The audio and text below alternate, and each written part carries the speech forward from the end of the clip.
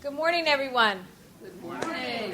My name is Maura Healy. I'm the Attorney General. I'm joined today by colleagues from our office. On my left, Margaret Cook, who is Deputy Chief of the Public Protection and Advocacy Bureau. Next to her, Mike Firestone, Director of Strategic Initiatives.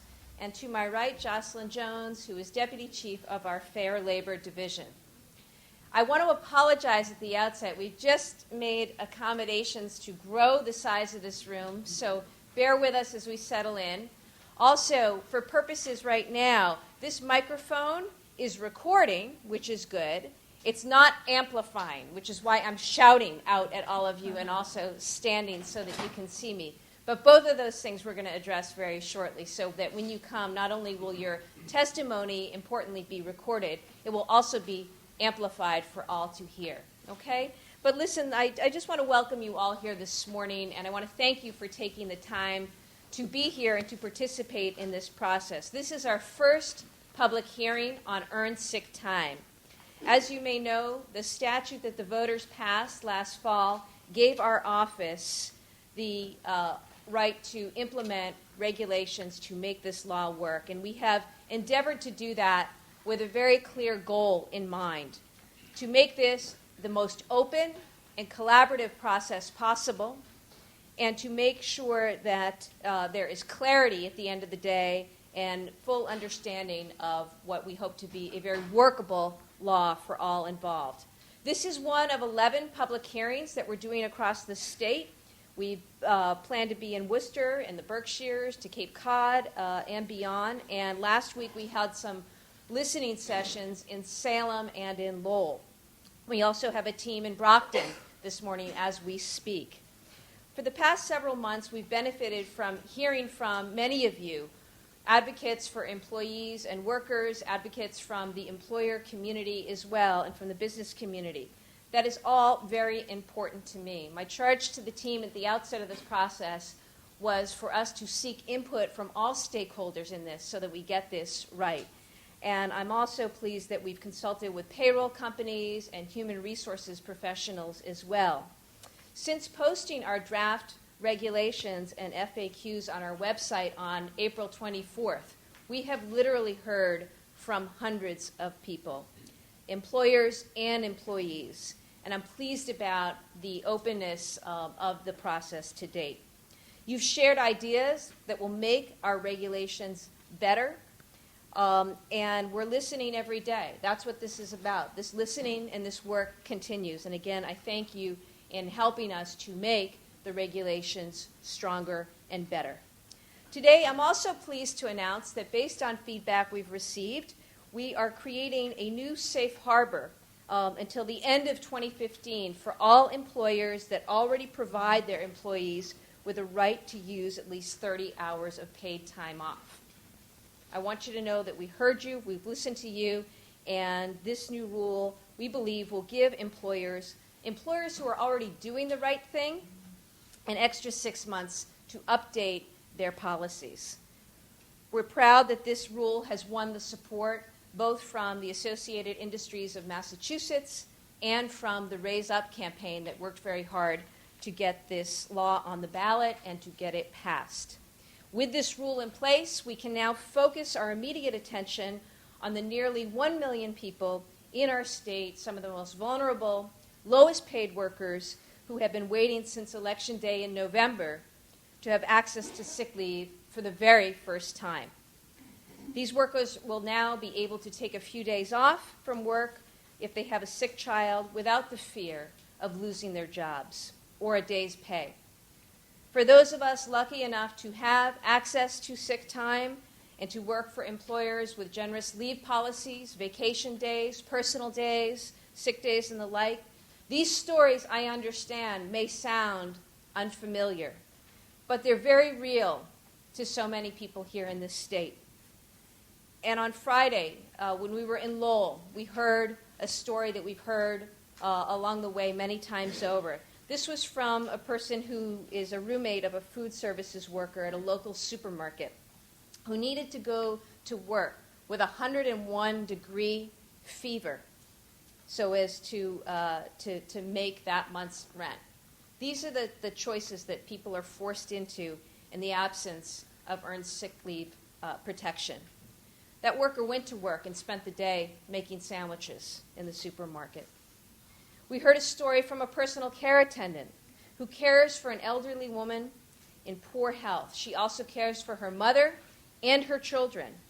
When she's sick, there are really no good options. She can risk the health of her employer or the well-being of her child and her family. These are stories that happen day in and day out across our state. And we've listened to those stories as well. Look, in the coming months, we will be working very hard, once we get the regulation finalized, to do outreach and education to workers and to employers. I take that seriously as my responsibility from this office. If we're going to enforce the law, if we're going to promulgate the regulations, it is also our responsibility to work and do outreach and do education so that people understand rights and protections, and so employers have a clear understanding of the rules of the road. And I want you to know that even come July, this process will not end. We will stay engaged, and we will look to do and be part of that education and that outreach. Our website, we'll make sure, is frequently updated with new materials, also materials in different languages. We recognize the importance of that as well. And that, importantly, respond to questions that people may have. We're assigning staff from our office every day to answer specific questions and to give employers the support that you have asked for. We know there are still concerns about enforcement. That's natural with any new law, particularly while this rulemaking process is underway. But I want to be very clear about where I stand. Where employers are working hard to follow the law, working hard to get up to speed and doing their job, they're not going to be a target for enforcement action. I understand that with any new law, there is time needed to get up to speed and to make sure things are in order. And that's what we've been endeavoring to do with you these last few months, and will continue through the rulemaking process. And as I say, will continue beyond July 1st. That's also my message to the private bar as well. If you care about the workers who need access to sick leave, then we will all need to work together in this process in the weeks and the months ahead. Before I turn it over to you to hear from all of you, I just want to close with an observation. I realize that this is not the first paid sick leave law in the country, but it is the most expansive, and that's okay. That's a good thing. It will help us to treat each other as we would hope to be treated. It shows, in my view, the respect for and dignity of workers and the workplace. It shows respect especially to workers who really oftentimes have the least. It reflects the values of Massachusetts. It reflects the vote of the people of Massachusetts, and I'm proud to have voted for this law. I'm honored to work with all of you in the room today and others across this state to make this law a workable reality that we can all be proud of for our families and for our communities across this state. Thank you again for being here. Thank you for being part of the process. We look forward to hearing from you. With that, I'm going to sit down and we will begin the hearing. My hope is that we have amplification in place.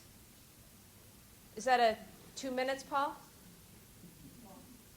2 minutes, okay. In 1 minute. In 1 minute, we'll have amplification in place. And again, we look forward to hearing from all of you today. Make no mistake about it, the hearing does not close the comment process. You are always permitted to submit by written testimony or other means more comment about the proposed regulations. So if we don't get to everyone today, understand, and I know we're going to endeavor to do that over the next three or more hours, know that process is an ongoing process, and we welcome your input and your participation.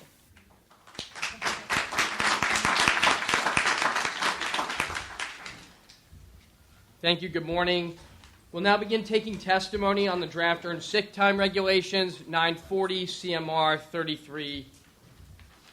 We'll ask everyone to recognizing that we have a full house, to limit their comments to 3 minutes, and please identify yourself by name and organization at the top of your comments. That'll help us in for the purposes of tracking this public hearing. If you have written testimony you'd like to submit physically, we can accept it after your testimony. You can also submit it electronically at agoregulations@state.ma.us. With that, we're going to begin. Phil Edmondson from the Alliance for Business Leadership.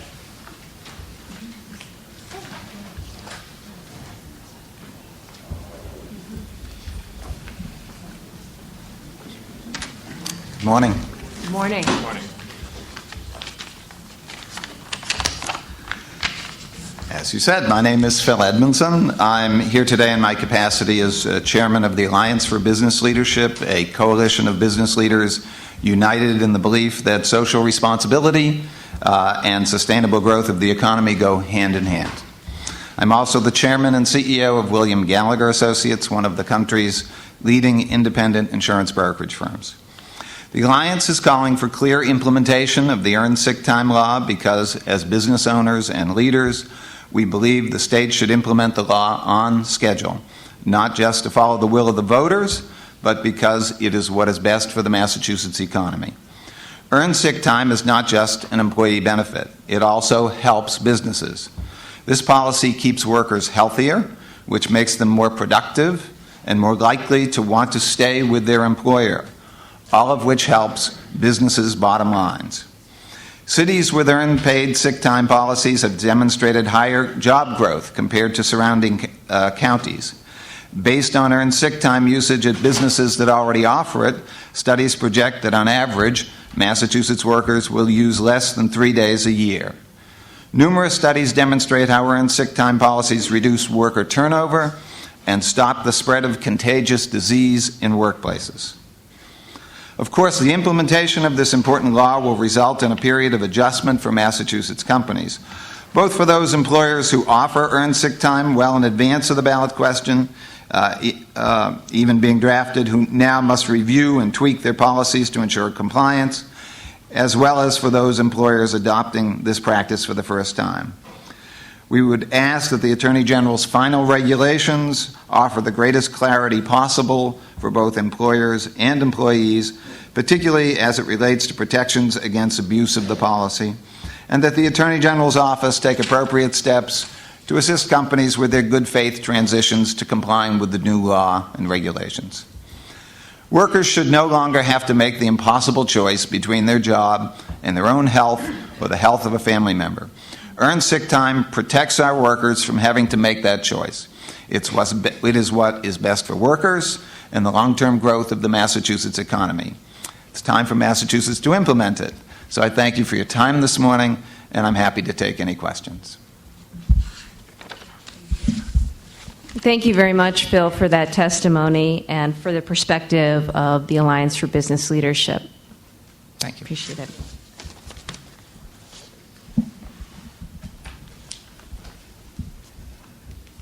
Is it Kusajal White from the fast food campaign? I may have gotten that wrong. Khadijah White.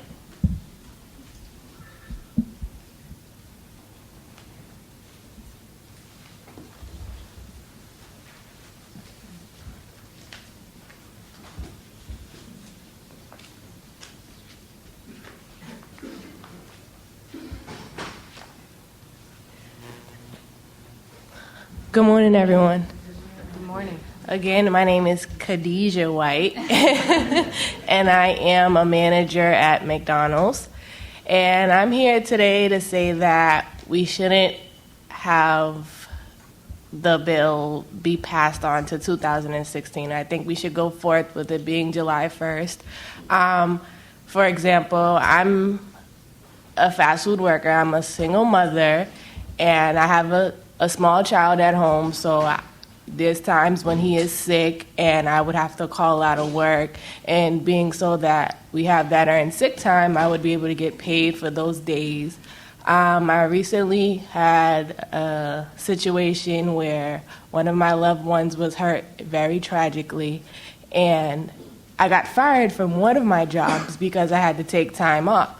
So with that earned sick time, I would have been able to keep both of my jobs, and now I have to work extra hard to be able to make the ends meet and do what I have to do for my family.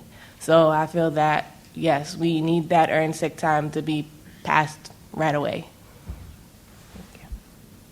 Thank you, Khadijah, very much for those words. And I want to be clear that it is our intention to complete this rulemaking process so that we go forward with an effective date on July 1st. I know we can get there, and our intention is that the law go forward, Khadijah, for the sake of you and your coworkers and other families in Massachusetts on July 1st. And that's what today is about. Today is about getting it right over the coming weeks so that we'll have an effective, workable law in place. Thank you.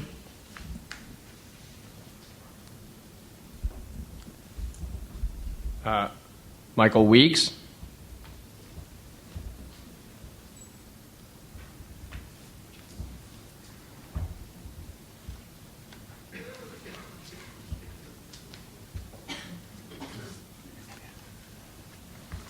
Good morning.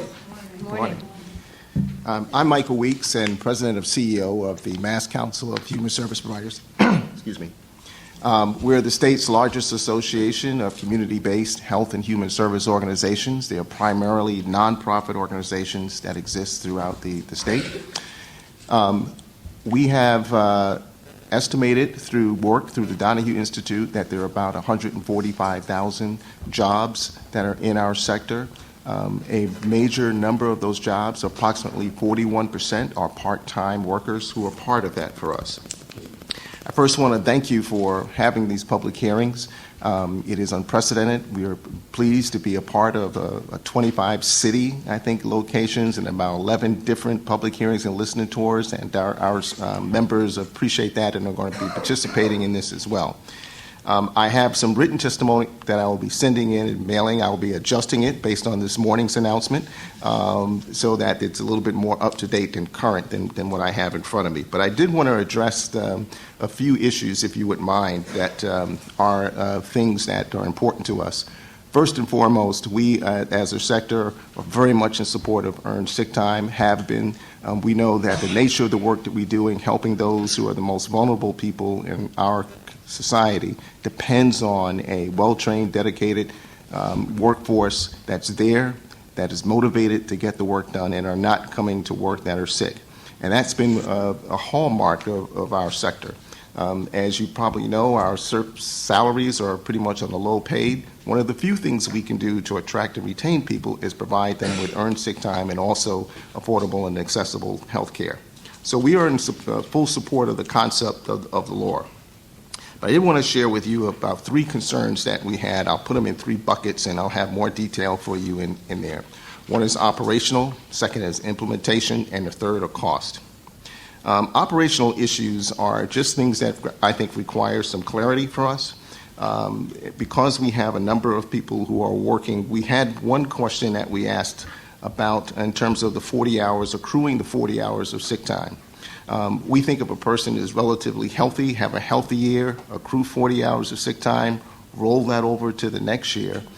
My understanding from the law then, if for some reason in January they get sick or out for a week, seems reasonable, they are no longer able to accrue additional sick time because they've used the 40 hours during that first week in January. That may be a matter that needs clarity, but the way we read it, it seems unfair to the employee and makes it very difficult for us to have that type of benefit in place because of that. Another piece, because of our high degree of part-time workers, my understanding is an absence of more than 24 hours of consecutive work hours. Excuse me. What I wanted to, the part-time workers, they could work 3 or 4 or 5 consecutive shifts, could be 2, could be 4 hours. It could be a while before they reach that 24 hours period of time. How do we then measure? So it's more of a operational issue, how that gets measured, how that gets handled, and how the employee knows that they're able to get that benefit in case. Another area is with relief staff and per diem staff. We have an awful lot of staff and then an awful lot of per diem staff that are providing that service that absolutely need to be there if someone is sick. How do we use that and utilize that staff because of this, and how they can independently select to do that is a mechanical issue. When a person either agrees to fill in for a person that's sick, do they need to do that and then call back and say, hey, I'm sick in order to do that? I know these things are getting into the weeds and we've got this clarified, but I think it's important that we get this right so that make this happen. Same thing with per diem staff, to another extent, who've already got that sick team built into their rates. I point out, we looked at the Connecticut law, and I'm sure you're quite familiar with Connecticut, which passed in 2012 and earned sick time benefit. They've excluded day or temporary workers from their regulation because of the complications in working with relief and part-time. I would ask that there be some consideration in reviewing that law to see if it's something that's applicable to what we could do here to make this workable. In terms of implementation, we've already addressed and sent to you a separate letter in terms of the time frame for making the changes. We feel that it's important to get this right. Some of these employers with maybe 1,000 to 2,000 employees, it's going to be difficult for their human resource systems to adjust and manage and or to use those systems to get them in place so they can accurately count the sick leave for the employees so they don't lose anything. And then the third area that we talked about is cost concerns. Many of the organizations that we work with, they're under contracts with the state. For the most part, this will be reimbursed by the state. The additional costs are going to be covered by the state, and the cost of doing business and making the changes will be covered by the state. We understand that. What we feel, though, is that it would be wise for us to get this done correctly the first time so that we don't do something in a haste, perhaps 3 weeks to get this done by July 1st, and then find out that we have to make more modifications that will cost additional money in the future. So I leave that in closing. I want to thank you again for this opportunity to do this. We'll have this written for you to take a look at. And again, appreciate your willingness and the work that you put into making this as successful as we all know it's going to be here in Massachusetts. Thank you. Thank you, Michael, for that. And we certainly recognize the importance and the significance of the role of the human service provider community. And as for getting into the weeds, that's what this is all about. And that's what this is all about and will continue to be about over the coming weeks. So thank you for sharing your concerns and your comments.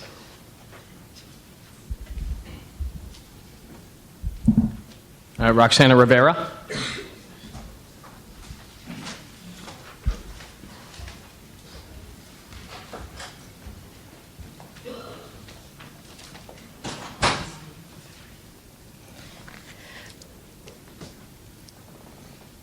Good morning. My name is Roxanne Rivera. I'm the Vice President of the Service Employees International Union 32BJ.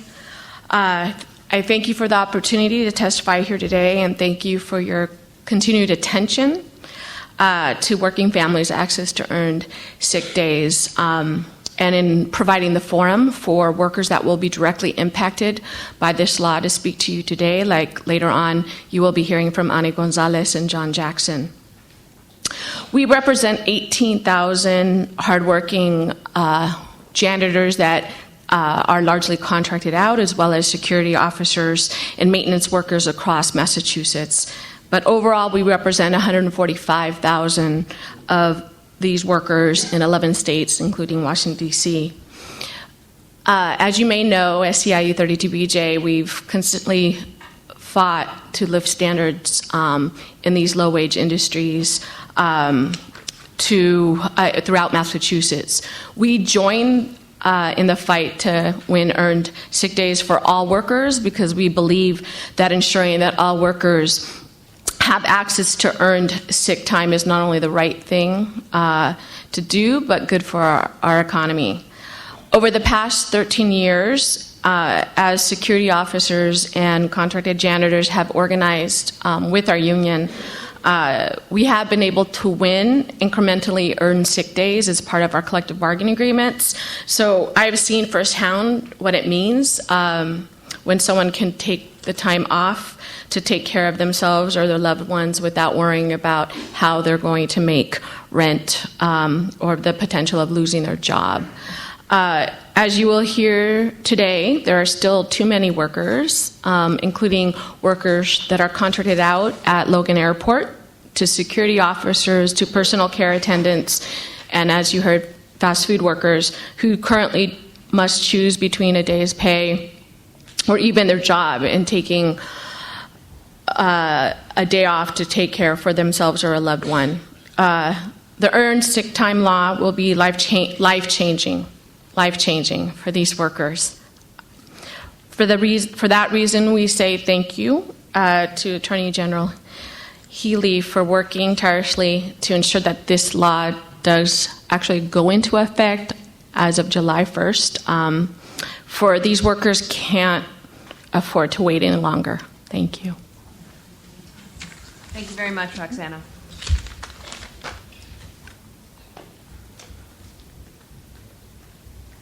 Quick announcement, we'll be taking a short break in about 10 minutes, which I'll remind us of at that time.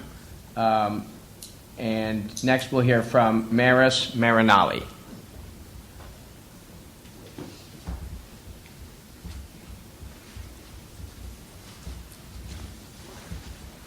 Good morning. Good morning. My name is Maris Marinelli, and I'm here to represent collectively 30 years of being in the restaurant industry. My point today is to talk about the willful negligence of people not truly understanding the workforce and the amount of effort that goes into being a part of an industry, by the way, that is bar none, one of the best in the country, but is treated really under the table without a lot of respect and or concern about health or circumstances.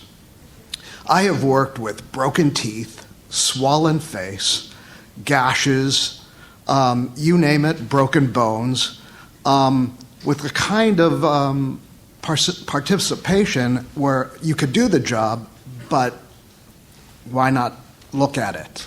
Can you see me? Can you see what I'm doing? Can you see that I'm giving 100% with a broken arm or with broken teeth? I think that this is a very important thing in regards to how the workforce, certainly in the restaurant industry, has been kind of overshadowed and overlooked.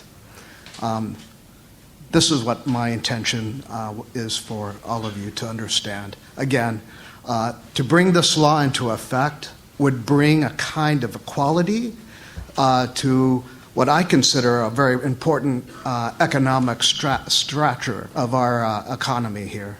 And that's what I'd like to say. Thank you. Thank you very much for sharing that perspective, and we certainly understand that this is fundamentally about dignity and respect for workers in the workplace, the same kind of respect and dignity we'd all want to be accorded when we show up for work. So I understand that, and it is what this is all about. Miranda Jones.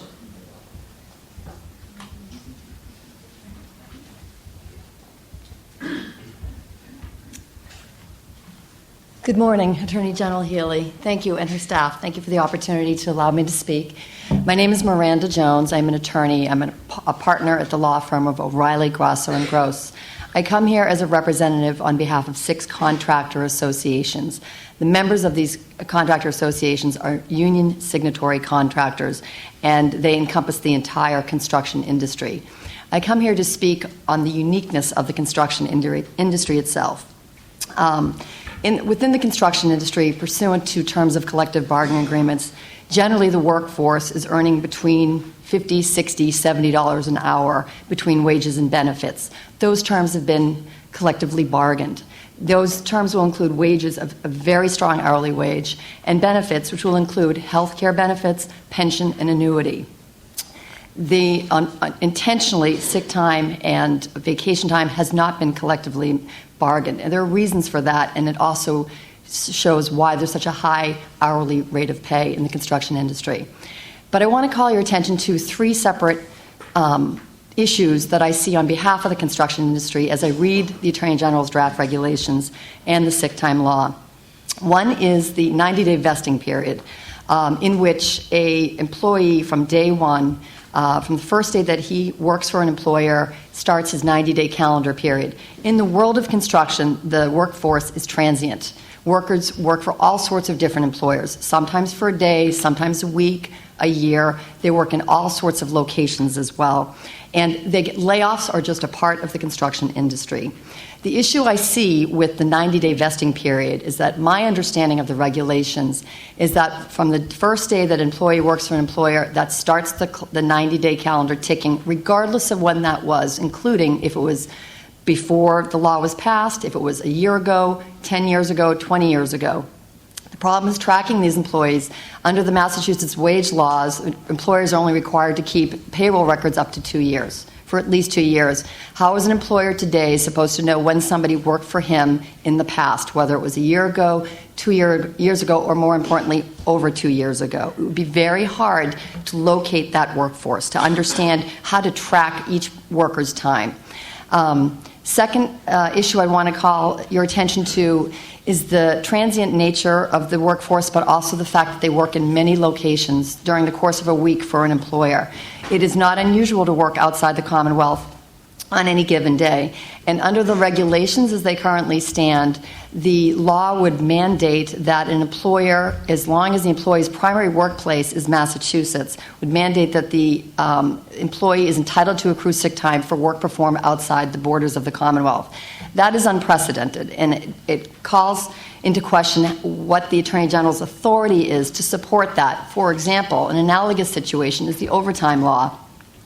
Many employees travel back and forth between Massachusetts and companion states on a daily basis. Only those hours that are worked within the borders of the Commonwealth are factored into whether or not an employee has worked 40 hours or more for purposes of overtime calculation. Even if an employee is working more than 40 hours a week, if he is traveling back and forth between Massachusetts and other states, the Attorney General's office has never factored into the hours that are worked outside of the Commonwealth to determine whether or not an employee is entitled to time and a half. So that is similar to the sick time. If you have employees working, why is it if hours worked outside of the Commonwealth are not factored into overtime calculations, are they in fact now included in the sick time law? I see a contradiction there. The last issue I want to raise is when the voters voted for the sick time law, it was clear that they were passing the burden of paying for sick time, the financial cost, onto the employer. Understood. But what I don't think the voters understood was what happens in the world of public construction. Public construction is paid for by taxpayer dollars. And if the contractors who are performing work on public construction sites are required to pay earned sick time, you can guarantee that the overhead cost of paying for sick time is going to get factored into their bids from now on, ultimately forcing the taxpayers to have to pay for sick time, which I do not think was the intent of this vote. So I ask that the Attorney General reconsider the issue when it comes to the construction industry. I think that it has been under other sick time laws, the construction industry has been exempted out of the sick time law. There is a reason for it. For example, if an operating engineer calls in sick for the day, come Monday morning, that operating engineer comes in sick, you will not find a replacement, and that will most likely shut down the productivity on the job site for the day. There are unthought of costs that are associated with earned sick time, and I ask the Attorney General to reconsider the area of the construction industry as we move forward with working together and forming these regulations. Thank you for your time. Thank you very much for your testimony. We have time for a few more. For a break? Yep, great. John Jackson.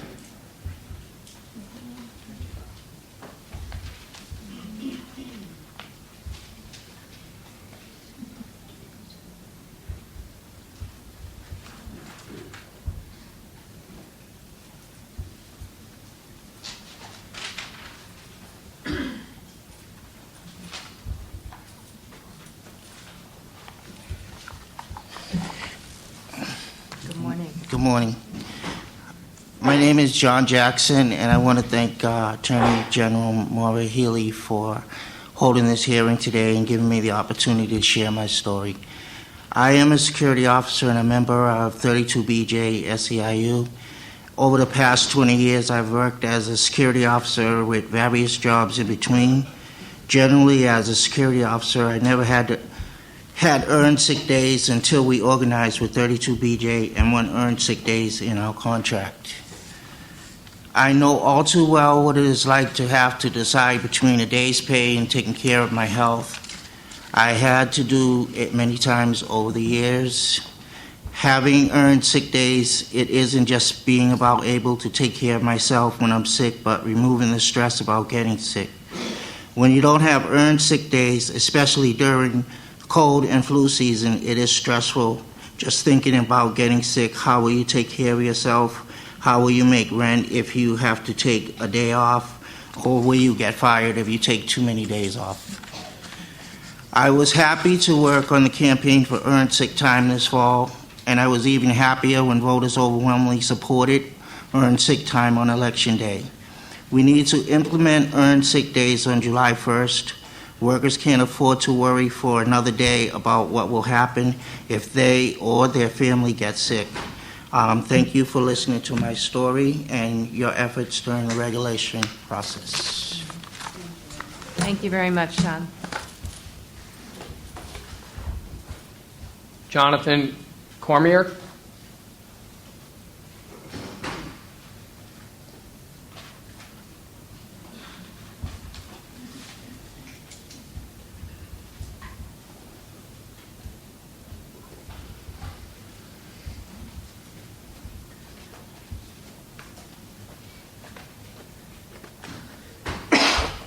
Sorry about that.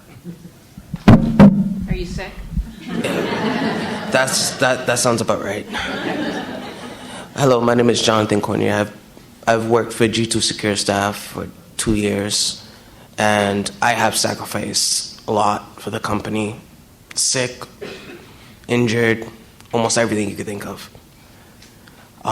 Even now I'm sick. I work almost 7 days this week. And having paid sick time, I wouldn't have to do that. I worked 12-hour shifts for the past 6 days.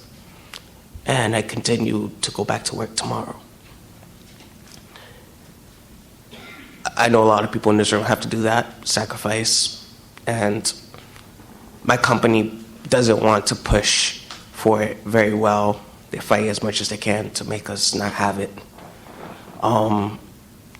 I've just recently heard our company is going to wait till next year, and that's wrong. And to everyone else who has major corporations, they're trying to fight for it to be next year in 2016. I have a cold right now, as you can tell, and I have severe allergies. It's not fun. Thank you very much for actually pushing towards it. It's what people need, it's what we all need, is paid sick time. I would be better right now if I didn't take the 6 days, obviously, but yeah. Thank you for listening to us. We're happy that you listen and you push for it. Just need to keep fighting. Thank you very much. This is my story. Thanks. Thank you for coming forward, especially given how much you've been working and how you're feeling, Jonathan. To take time to come here today shows how important this is for so many people here in the state. So thank you, and I hope you feel better soon. Thank you. Bye. Virginia Burns.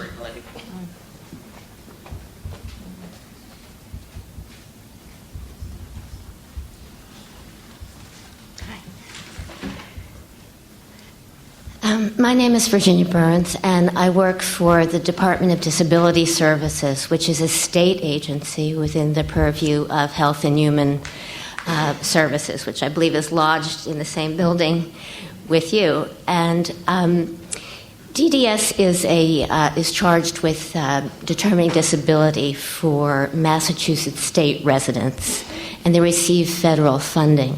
And they hire have state employees and they also have contract workers.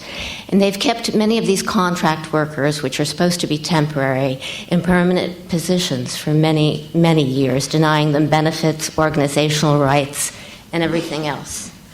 My concern is that although it's only the federal cities and towns which are exempt, that the state itself will try to exempt itself from following these laws. Particularly my agency will somehow try to weasel out of giving paid sick time to many of its employees, many of its workers. So that's my concern. Because over the years we've appealed to many state agencies, and they have neglected to look into this very important labor issue of misclassifying employees. So I would ask you to just make certain that the DDS is in compliance in the future. That's it. Thank you very much, Virginia. And I have said this in other contexts. I think it's important that folks understand, as your Attorney General, I believe that if we're going to ask things of businesses, that we ask it of ourselves in government, and we don't live by two separate standards. Oh, yes. Thank you very much. Michelle Guzman.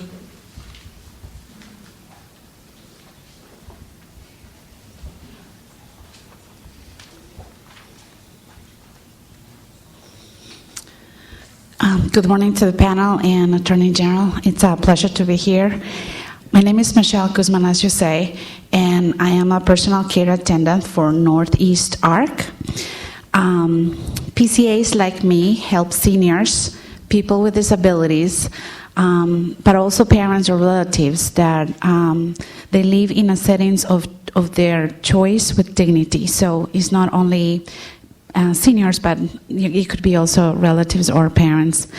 I help ensure that my consumer has the most independence possible. I am in her home often, working to take care of her needs, but also keep her house clean, and I do other things that she cannot do anymore. Until this law was passed in November, I had no access to sick time. I either come to work or not. I either work to get paid or simply I won't get paid. As a human being, I get sick, and we have heard from the previous testimonies that this happens, and especially have season allergies. I suffer from that. It's horrible. So I identify myself with the previous, with Jonathan. It's very hard to take care of yourself and in those conditions. But I'm also, if I am sick, I risk and I expose my consumer, especially if they have vulnerable immune system. So I will ask to please don't delay the implementation of this earned sick. This will allow me to take care of myself first in order to take care of others. Also, as its name stands for, it's earned sick time, which means that after working certain hours, I will earn this right. So it's not that they are giving it for free. I am earning this sick time. So I think that also is part of a worker's right. And I will not have to decide between taking care of myself or paying my bills. I am a single mother, and I have a 7-year-old boy that obviously he needs certain things. So if I am healthy enough and I can pay my bills, I can move forward, and it definitely helps the economy in Massachusetts. So I really want to thank all the staff and the opportunity for you guys to hear us and be present and pay attention to all the things that also in the employers need to take care of, how to implement it. And this is our reality, and I'm here to strongly support that. We cannot wait any longer, and fortunately we don't have to, so I will encourage to apply it in April 1st and July. Thank you. Thank you very much, Michelle. All right, I think we have time for just a few more, and then we'll take a short break. Jory Blumstack.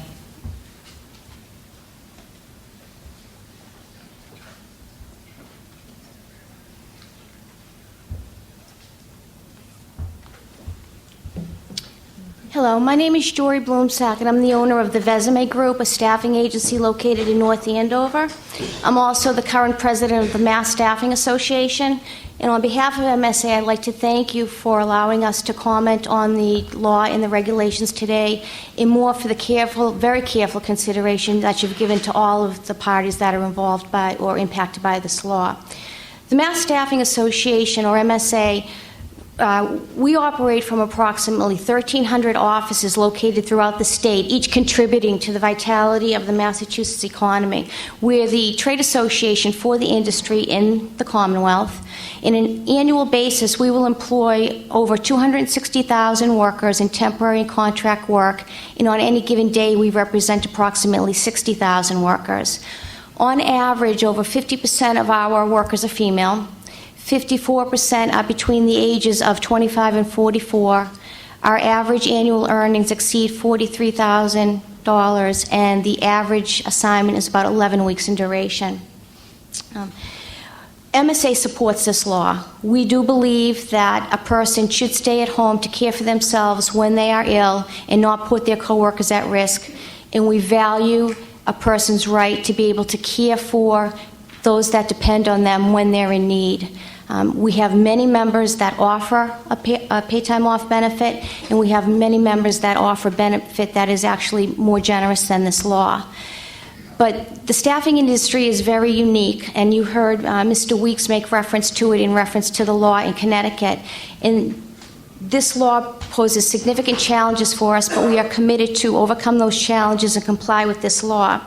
But my comments here today are asking that you consider some of these unique dynamics of the law, of the industry, so that we can comply with this law in a way that is fair and equitable to our businesses, to those that we employ, and to the clients that we serve. And the first is in reference to the break-in service.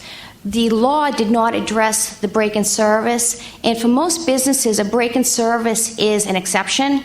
For a staffing business, it is more in the normal course. It is not uncommon for a temporary or contract worker to experience a break-in service between their assignments. So we would respectfully ask that the break-in service requirement of the final regulations mirror that of the Affordable Care Act. That is a law that is already in place. It is a law that we have implemented and to which we have already adapted. Secondly is earned time that's taken at the completion of an assignment. The law clearly states that an employer is not required to pay a worker for unused sick time at termination. But given the unique dynamics of the staffing industry, a staffing agency will know well in advance when an assignment is going to be ending, and we will provide our worker with that advance notice. And that notification is critical because it allows us to begin the redeployment process so that we can keep that worker continually and gainfully employed. And alternatively, the worker may decide not to seek another assignment or may decide to do so through another agency. In these situations, expose the staffing business to being vulnerable to a worker who takes up to 3 days of paid time off with no prior notice, not for the reasons specified in the law or the regulations. And so we respectfully ask that any paid time off within the period that an assignment is ending be considered unpaid leave unless appropriate documentation is submitted on or before the termination. Thank you for your consideration, and we look forward to working with you as we implement this law. Thank you very much for your comments, and I think this highlights some of the complications and what we're trying to work through here, so we take that very seriously. Thank you. Well, we're just right now at 11:30, so I'm going to recommend we take a 5-minute break. I guess recommend is a strange term. We're going to take a 5-minute break, and we'll be right back. Thank you. All right.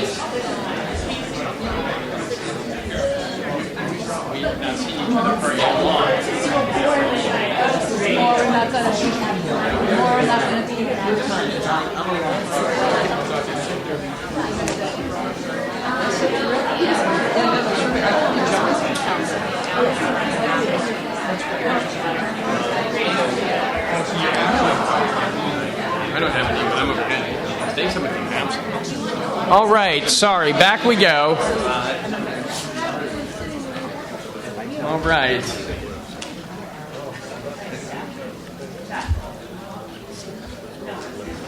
Okay, thank you, everyone. For those just joining us, we're into the Boston public hearing on the earned sick time regulations, 940 CMR 33.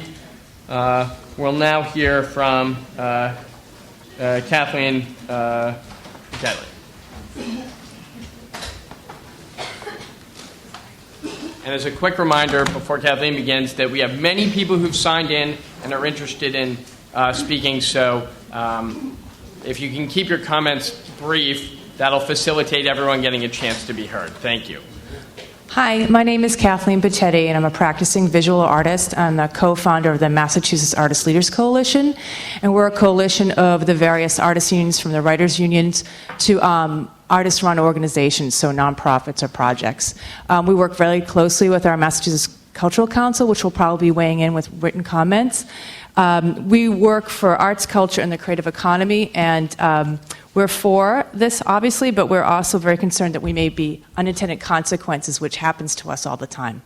So a couple of issues that we wanted to bring up is around adjunct professors and actors and folks who have very fluid work patterns, and oftentimes they may not work for a year or so for a particular employer, and understand how that impacts both them and the employers. I mean, universities have more ability to track, where small nonprofits are theaters or volunteer run by volunteers may not have that capacity.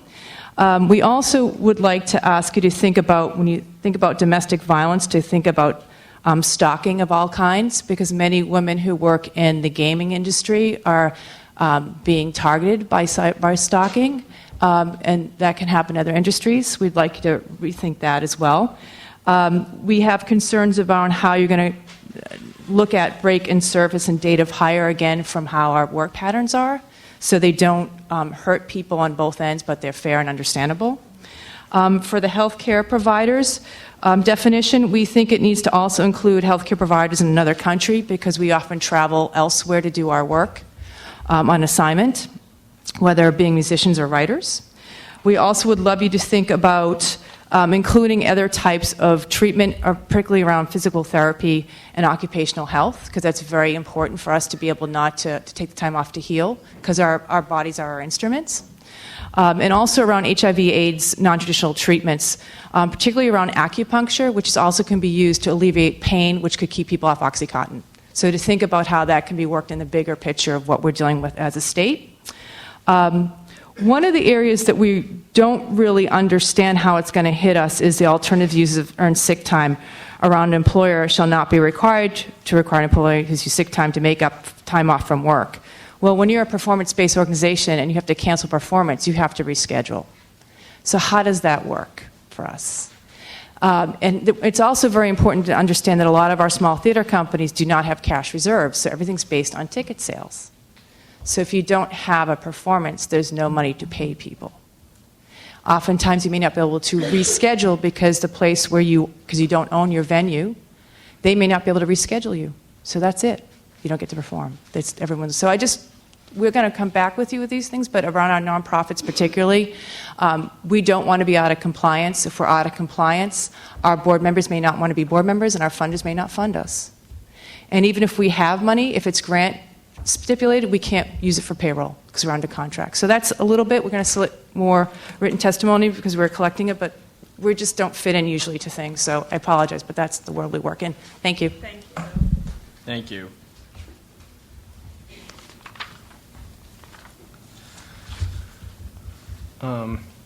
Kalia Cox.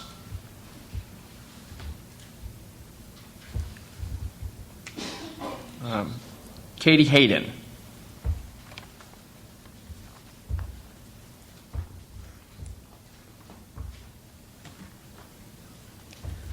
Hello, my name is Katie Hayden, and I'm the Policy and Operations Manager for the Massachusetts chapter of the National Organization for Women, and MassNow is also a member of the Raise Up Coalition. MassNow has over 5,000 members and supporters across the Commonwealth of Massachusetts dedicated to achieving equality for women and girls. MassNow is committed to ensuring that each and every person in Massachusetts, regardless of gender, race, sexual orientation, or any other classification, has equal treatment under our laws. Today, on behalf of MassNow, I am here to urge that you ensure that earned sick time is implemented on July 1st as planned. Access to paid sick days is crucial for all workers, but particularly this issue of earned sick time is of economic justice to women. Women in Massachusetts are disproportionately affected by the lack of paid sick days, as they are often the default caretakers, as many people have said before, for the elderly, their children, and extended family. The people of the Commonwealth recognize that guaranteed time off is essential for financial security and a healthy family when last year the majority of voters in Massachusetts did vote for earned paid sick time in the Commonwealth. And I ask that you do not continue to put working women in a position where they must choose between the health and safety of themselves or their family and financial security. Nearly 1 million hardworking people in Massachusetts, so that is almost 1/3 of our workers and obviously many women, can't take a single paid sick day and risk losing their jobs if they have to stay at home and care for themselves or for a sick child. The Attorney General has developed fair and balanced regulations to implement this law that solves a great social problem. By pushing back the date of implementation, we are only putting more families in a position where they must make an impossible decision. We at MassNow urge that you implement earned sick time on July 1st, and Massachusetts families cannot wait any longer for this. Thank you. Thank you. Judith Gangle.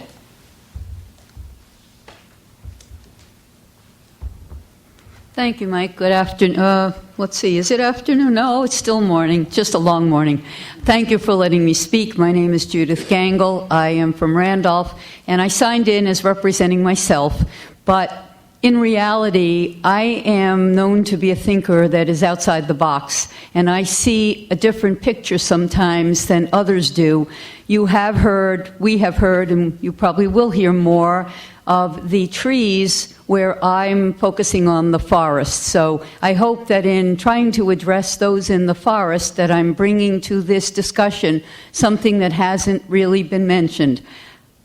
Maura has always spoken that everything has to be for everybody or else it doesn't work. If it's a law, it has to be available to all. And in that regard, I personally wholly support this law. I want it to be implemented on July 1st, and I want the people in the lower wage earning areas to have the benefit. But there are also needs of other people that may not be in the low earning area.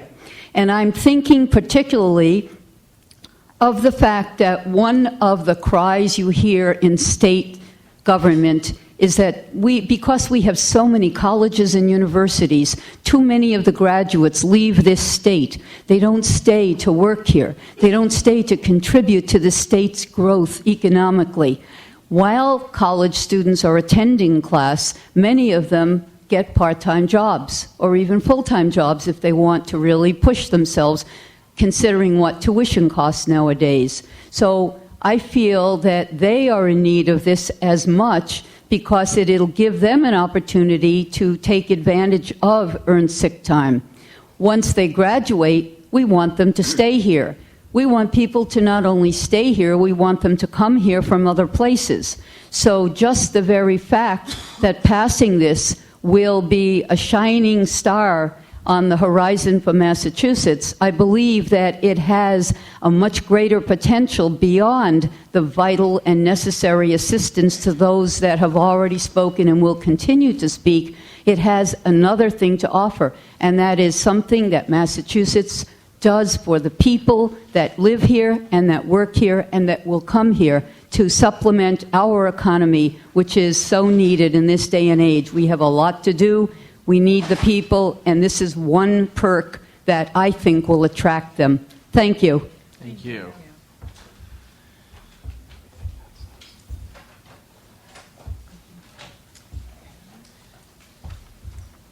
Okay. The next person, I'm just not sure what this, we think it's Harris or Terrace. Darnell from Rock, South. Your number is 461-1177. Tariq? Okay. All right, well. All right, well, if that sounds like you, then let us know. In the meantime, Yan Mei Lei from the Chinese Progressive Association.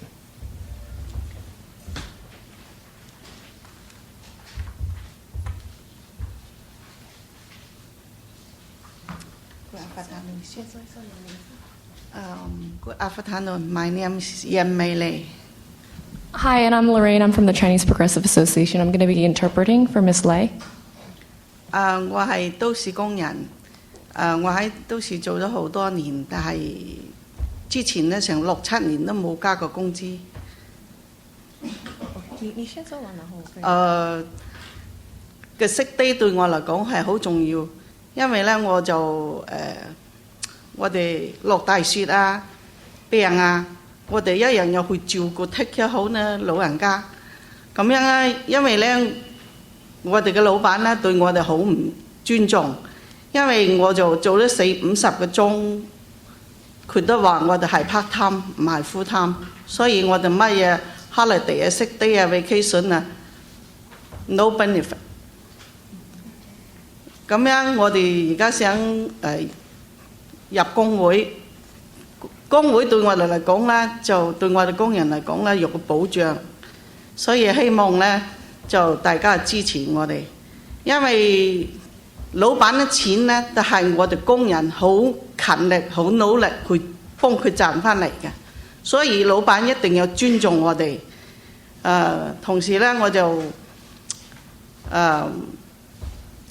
我哋每一個工人呢對老人家都非常之好，咁樣呢，一個工人做到40-50個鐘頭，佢都話係 part time 唔係 full time， 咁樣對我哋係好唔公平嘅。係。Sorry, what should I say? Okay. Hi, my name is Yan Mei Lei. I'm a home care worker at Medical Resources, which is a home care agency. I've worked there for many years. Most of the workers have worked there for over 6 years with no raise in pay until recently. Sick time is very important to us. We go and take care of our clients through the snow if we're sick. They completely depend on us for us to be reliable and to care for them. But our company, actually, we get no benefits. We don't get sick days. We don't get holiday days off. We don't get vacation pay. And it really affects us.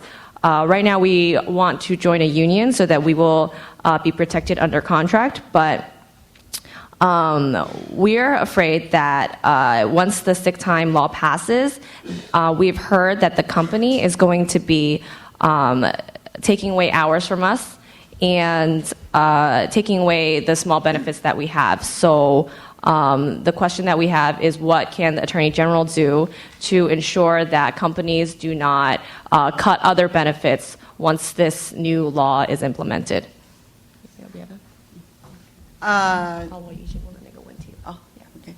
Okay, so thank you very much.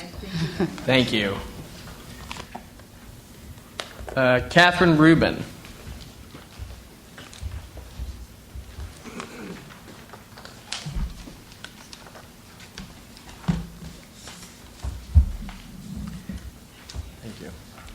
Hi, I'm Kathy Rubin. I'm a partner with the law firm of Hirsch Roberts Weinstein. I'm here with my partner, Dave Wilson. We represent over 150 Massachusetts employers.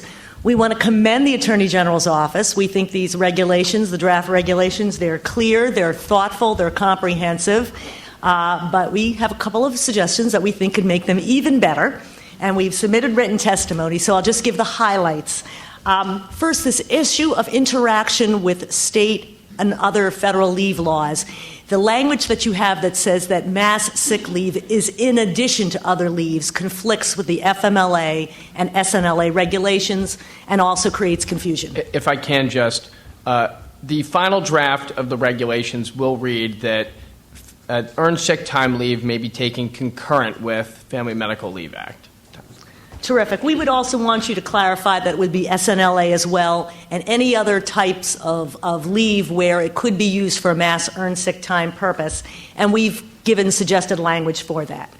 Then on the issue of the rate of accrual, the law is clear that employees can accrue and use up to 40 hours. You've made that clear in your FAQ, but not in the regs. It should go in the regs as well. And we also want to echo what Michael Weeks of the Providers Council said. You have a sentence in there that says that that does not include carryover. And the unintended consequence of that is someone doesn't use sick time and then they use it at the beginning of the year, and then they're worse off from someone who didn't use any sick time. So we recommend that you take off that sentence that says that includes carryover. We've also recommended you have that wonderful language with regard to abuse. Another pattern of abuse is Mondays and Fridays and holidays, and we have some suggested language to clarify that. You state in the regulations that an employer can never ask for information about the reason for the illness, and we would just say never for the purposes of this law. We've included in our letter fitness for duty certificates is something that people are asking about, but doesn't need to go in the regs because it's very case specific, but perhaps the FAQ. The section on failure to comply with reasonable documentation requirements, we agree with you, the regulations stating that you don't hold off on paying the person, but then if they don't provide the documentation, employers have the right to ask for that documentation under the law, and if the employee doesn't provide it, either the employer should be able to discipline the employee or dock that from their accrued sick time bank in the future. And we've proposed language to say that. Because it is right in the law that employers can ask for this documentation. And if the person doesn't provide it, then they're not complying with the law and they're not using earned sick time. With respect to the section on providing the lump sum at the beginning of the year, it says you can provide a lump sum in lieu of tracking. We have some suggested language to clarify that under the record-keeping provisions, if you provide that lump sum, you don't have to track accrual and you don't have to track carryover. With respect to record-keeping generally, we feel that employers will appreciate just a little bit more clarity on what specifically employers need to do. If they provide a PTO policy, the whole point of a PTO policy is we don't care why you took the day off. So the record-keeping requirements need to make clear that employers do not need to keep track of how the time was used. And it may be as simple a matter as just saying if you comply with the other wage and hour laws, you have a record of what days were worked and what days were not worked. That would be enough to figure out this, and that would comply with record-keeping. Found a typo. We'll put that out in the letter. Holiday pay, you have you've noticed that a lot of employers have good attendance policies, and you've recognized that. That's appreciated. A lot of employers have policies and have had for decades that say if you take a day off the day before a holiday or the day after, you don't get the holiday pay. We'd want you to have a similar provision that since this is so common, that an employer can have such a policy and that would not be viewed as a form of retaliation. And once again, we've provided you with sample language that does that. So those are the few weeds that we feel need to be pulled, but otherwise, once again, we commend the AG's office. And we greatly appreciate the opportunity to submit these comments. Thank you very much. Thank you, Catherine, for looking so thoughtfully at the draft. Angel Riveros.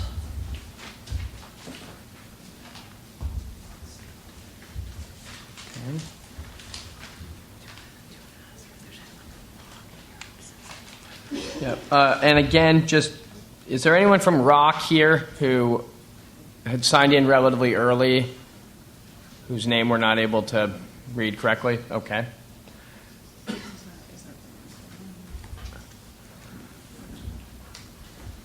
All right, moving along then. Alyssa Lee.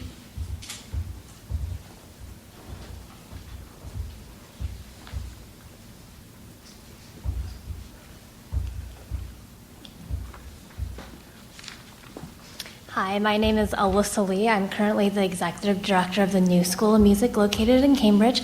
I also serve as the Treasurer for the National Guild of Community Arts Organizations in the Northeast here. Certainly appreciate your time, very thoughtful and full support of the concept of the law, and appreciate the opportunity to describe our uniqueness to the law as well.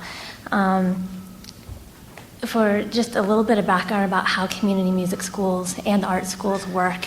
In general, teachers are paid hourly, and at the beginning of the term, the teachers complete a teaching agreement to the school, and they inform the school, their employer, of what days they can work and what hours they can work.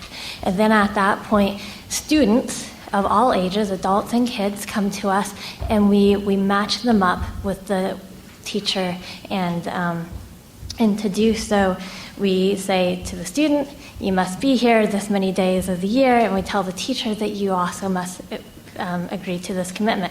However, people are sick, and we've been around schools have been around for hundreds, over 100 years, and it's always been our policy to be this essentially fee-for-service organizations that are nonprofits, and to have the respect to both our teachers and to the students that are paying for this service, to offer them a make-up time at a convenient and mutual time to both parties. So we are asking for flexibility in the regulations in regards to allowing to make a special agreement with our teachers to allow when that makeup must exist. Ideally, we would like to have it we work within the school frame, within the school year. Just within the pay period can be a little bit limiting. So again, offering both the respect to both our teachers and our students for the flexibility of the makeup time. Thank you. Thank you.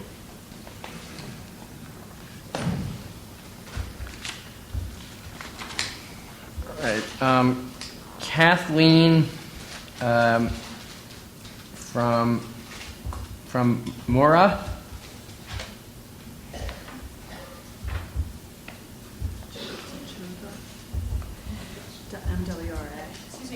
I'm sorry, MWRA.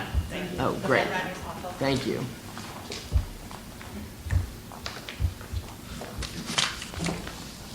Good morning. My name is Kathleen Shalhoub, and I represent the MWRA. And I'm here today to say that MWRA is a public authority that is certainly in full support of a sick leave law. Additionally, we have a very generous sick leave policy.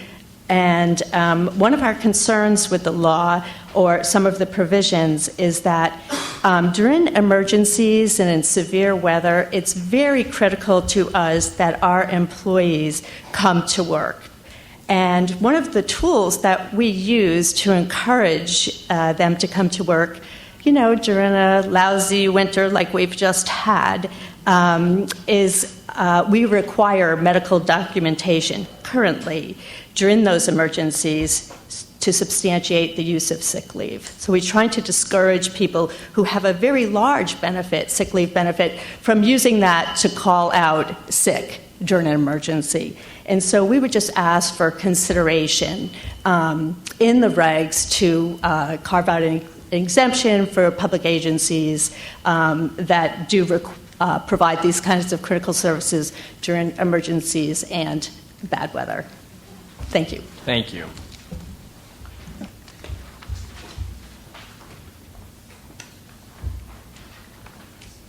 And Steve Perry, I think also from MWRA.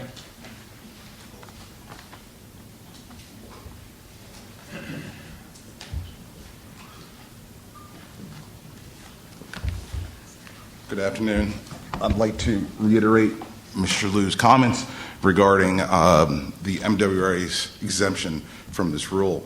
The reason why we're looking for is it's important that we have the ability to rely on staff during critical wet weather events and also during weather events. The MWRA, as you know, provides vital services, water and wastewater services to both the city of Boston and the surrounding communities. Without those services, we could have serious problems. It's also important to understand that the authority is collectively bargained these rules and these practices, and we have past practices in place that deter the use of sick leave prior to both holidays and during wet weather events. It's important that we're able to continue these practices, continue these policies, so that we can have 100%. We've enjoyed almost 100% attendance during wet weather events and also during prior to holidays, after holidays, and those issues. It's important that we're able to continue to maintain that status and that average so that we can continue to provide the services that our communities rely upon. Thank you. Are the particular employees that you're referring to, are they considered essential employees under the law? Correct. About 2/3 of our operations staff are considered essential. And those employees are aware and know that they are required to report to work during not only essential events, but we also refer to them as wet weather events. And those events could be anything from thunderstorms, hurricanes, snow emergencies, those things. All right. Thank you. Thank you. Oh, and will MWRA be submitting in writing? We will. Okay, great. Just for everyone who has testified already, if you have comments that you read from, it doesn't need to be formal, but we encourage everyone to submit in writing. That way we're able to capture everything in that format. It's easier for us to take stock when we're going through revisions. Annie Gonzalez.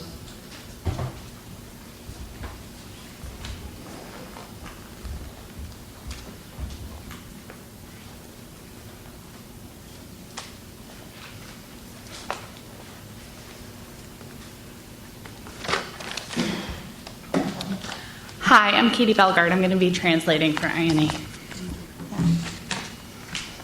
Hola, mi nombre es Annie González. Hi, my name is Annie Gonzalez. Quisiera darle las gracias a la fiscal general Maura Healy por hacer la audiencia hoy. I want to say thank you to the Attorney General Maura Healy for organizing this today. Actualmente yo estoy viviendo en Malden con mi novio y mi hija de 4 años. Right now I live in Malden with my boyfriend and my 4-year-old daughter. Yo trabajé por 9 meses en Logan Airport en Redijet, con la compañía Redijet. I worked for 9 months at Logan Airport for the company ReadyJet. Limpiando aviones. Cleaning airplanes. Es un trabajo difícil. This is hard work. Para ganar a 9 pesos la hora. Paul, are we okay? Okay. And I earn $9 an hour.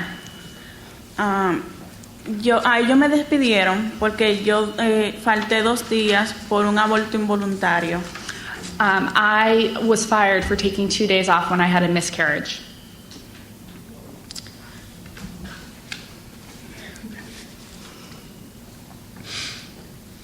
Es duro trabajar por 9 pesos la hora sin ningún beneficio. I work for $9 an hour without any benefits. Y sin día de enfermedad. And without earned sick days. Yo no sé cómo. ¿Está bien? ¿Quiere continuar o no? Sí. Okay. Yo le expliqué a mi supervisora. I explained to my supervisor. Y le llevé la carta del doctor, pero ella aún así no me la quiso aceptar, solo me dijo que estaba despedida. I showed them a note from my doctor, but it didn't matter. I was still fired. Por esta situación, lo difícil ha sido que ahora mismo yo estoy viviendo en un shelter por no tener cómo pagar mi renta. Now, after losing my job, I'm living in a shelter because I can't pay my rent. A mí me gustaría que si se lleve a cabo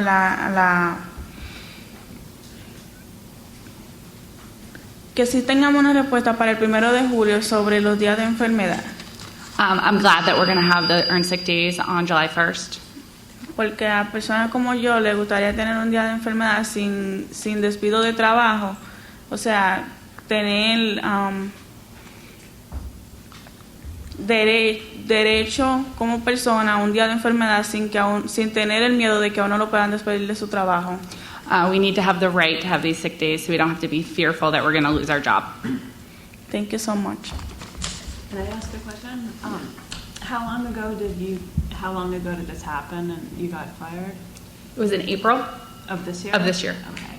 Have you talked to anybody about what happened to you in terms of the rights that you may have had? ¿Hablar con alguien sobre sus derechos en esta situación? Que si yo ¿Con lo- un abogado o...? No. No. Okay. All right, here's my card. Why don't we can talk Yeah. and speak to our civil rights Thank you. division. Thank you. Thank you.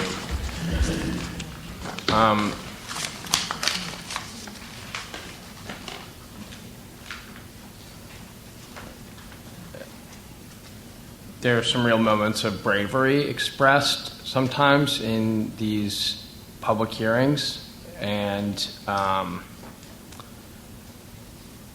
think, well, this is an important law.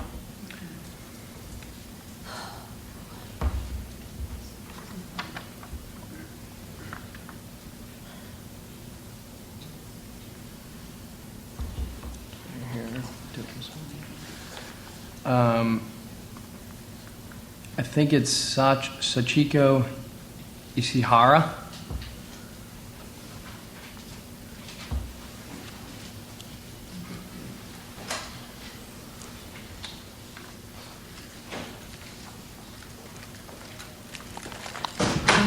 Good morning.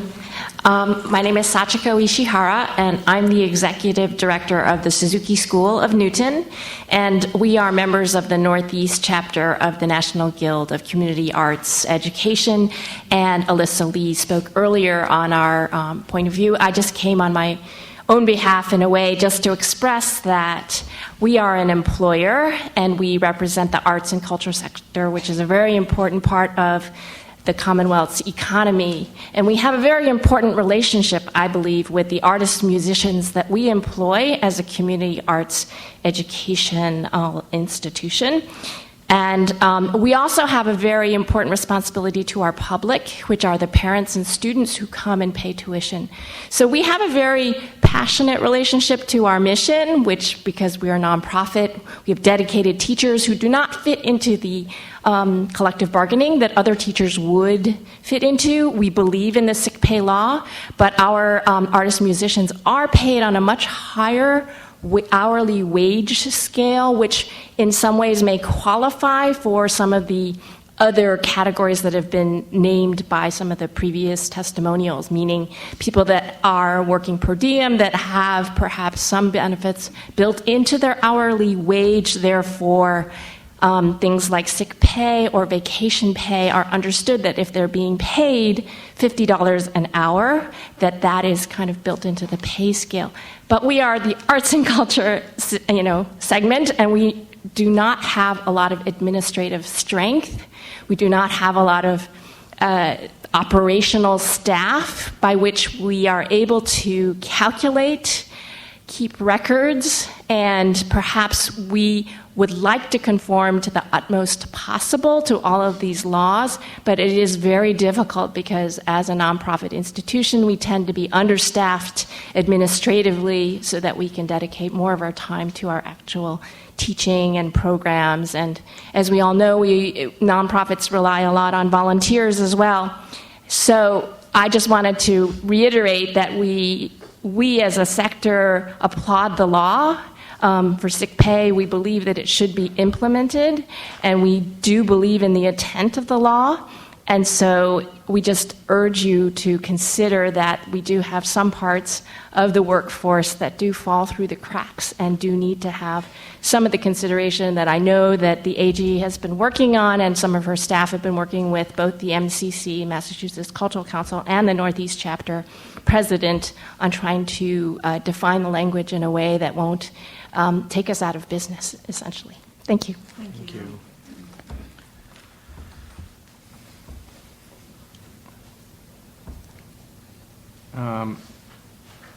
We have another sign in from 1199. I think it's Frank. Yes, that's right. Oh, okay. Great. Hi, Frank.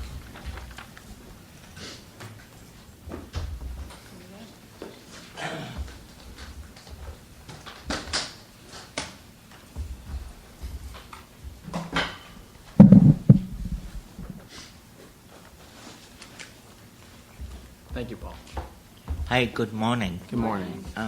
My name's Frank Taverna, and I'm a member of the local union of 1199. I'm also a consumer. I have 2 PCAs. One PCA I happen to live with, and my second one is a very good friend of ours. And I feel as a consumer that sick pay is highly recommended. It's really important because sometimes my second PCA can never come, and once in a while it's because she's sick and she doesn't want to get me sick. So as a consumer, I feel that it is important. We always fought for different things, and I'm just glad I am a part of Local 1199. Thank you very Thank you. much. Thank you.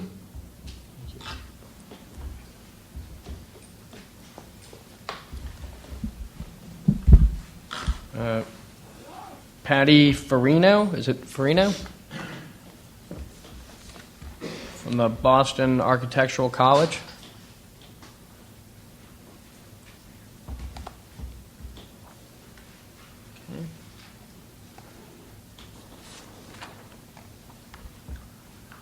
Coming up from the back, I think. Dick Bauer.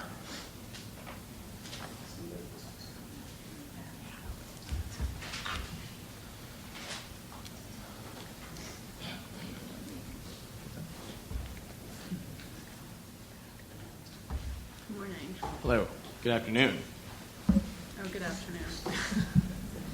Good afternoon. I'm Dick Bauer, and I'm speaking today as a member of the board of the Jewish Labor Committee. Jewish Labor Committee is one of the members of the Raise Up Coalition. A month or so ago, my grandkids were sick, and my son-in-law had to take time off from work in order to get the kids and bring them home. A couple weeks after that, the daycare provider was sick, and I had to go pick up the kids so that they wouldn't be there with a sick daycare provider. A week or two ago, I was sick, and my colleagues didn't want me to come to work because they didn't want me to get them sick. All of these are the things that people in middle-class jobs take as for given, that people who are sick won't come to work, both to take care of themselves and so they don't contaminate other people. If I go to a restaurant, I count on people in the restaurant not being there sick.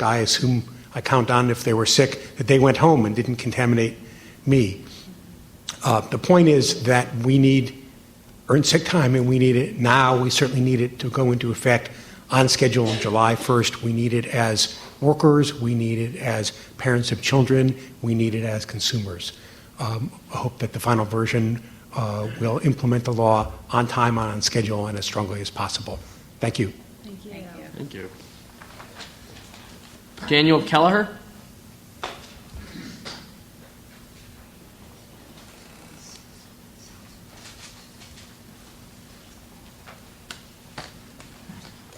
Hello, Daniel Kelleher. Just a few comments. It seems that the basic balancing act of this law is to balance the rights of employees with ensuring that the employees are using the sick time when they actually need it. So I just wanted to look at a couple provisions that had to do with documenting the sickness. It seems important that the employer be put in a position that the employer can assess whether the employee is sick or not. And you certainly have provisions there under Section 33.06 that address this need. I would suggest that right now, one way to basically certify that the employee was sick or had some other reason under the law for missing work is to get a certification by a healthcare provider. Right now, it seems like that it's just limited to a certification. It doesn't allow the employer to assess what is the reason. So, for example, the reason might be that the person was sick and had a fever of 102 degrees and needed to stay home. That's pretty clear. But unless the employer has some information as to why the person was staying home, the employer cannot assess whether it's a valid reason or not a valid reason. There are other provisions in the regulations that have to do with whether it's being abused or not. And certainly you provide that if sick time leave is being abused, that the employer can take action.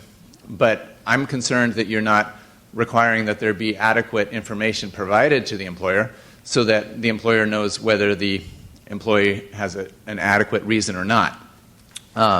There's also the question, it says in paragraph 2 of section 33.06, it says what to do if the person does not have a health care provider. I think this needs to be looked at a little bit more carefully.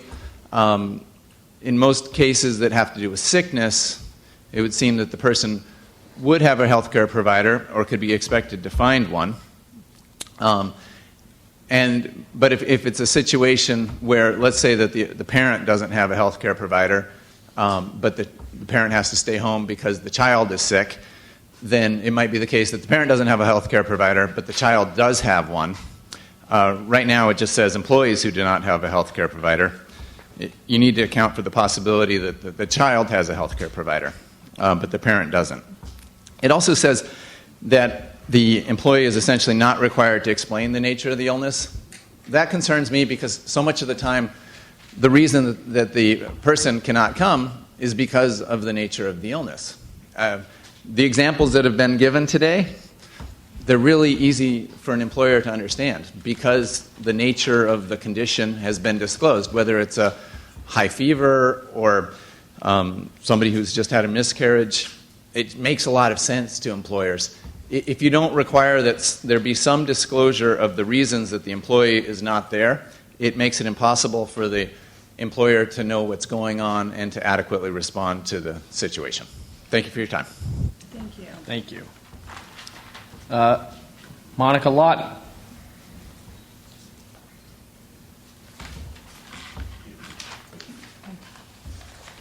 Thank you both very much for the opportunity to speak today. We appreciate this opportunity and the opportunities in the past to share our comments and concerns. And listening in the audience today, you do get an entirely different perspective and certainly come to realize the very great need for a law of this kind to help those industries where wages are low and benefits are non-existent. What you also learned through this forum is how much one size does not fit all, and the very great challenge of balancing the differences of different industries. I thought the construction industry was entirely unique, and I have learned there are quite a few other industries that are unique in different ways. The construction industry, as you've heard us say before, is a high-wage and high-benefit industry that does the right thing by paying its employees well, oftentimes as the result of a collective bargaining agreement where the employees have opted for even more money rather than paid time off. Paid time off is problematic in the construction industry for many reasons. It's also a male-dominated industry where we don't have many of the concerns that may be, I don't want to say that categorically, but not as frequent as in some other industries. But we applaud the Attorney General for supporting a delay in a transition or a safe harbor period for other industries that are doing the right thing. We think the construction industry is doing the right thing through the compensation that is provided, and we would strongly urge the Attorney General to support a longer transition period for all businesses, and I can only speak for the construction industry, but for the construction industry in particular. Our companies need more time to comply with the law. It's a very complex law, and because of the unique nature of the industry, there are circumstances that have resulted in a situation where our companies really do not know how to implement this law. We have raised many questions. The questions remain unanswered. Issues around place of work. How do you determine the place of work when employees are mobile, work across state lines, come back and forth during the course of the year? What is included in the hourly rate of pay? Exactly what benefits other than the hourly wage? Benefits may be non-existent in other industries. In construction, they're very rich. Are they included or are they not included?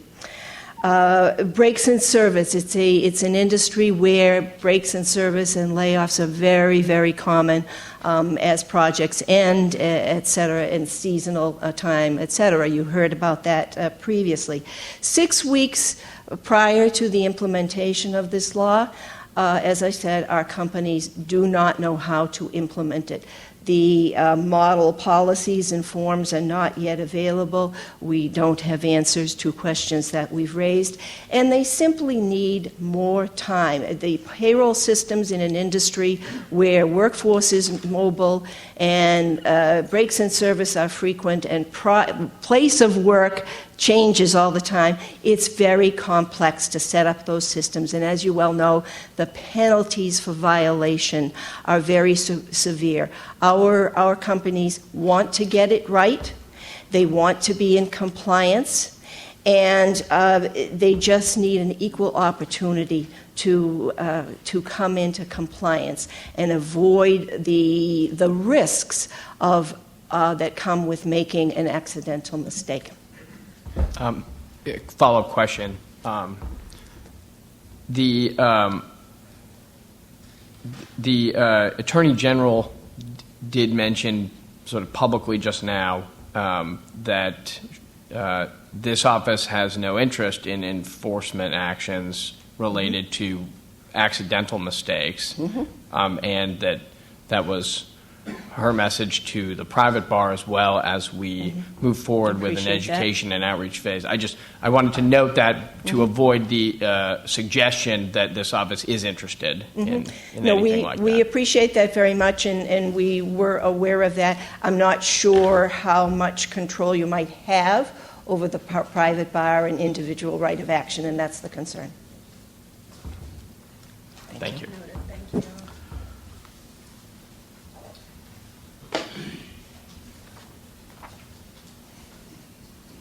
Alice Kidder.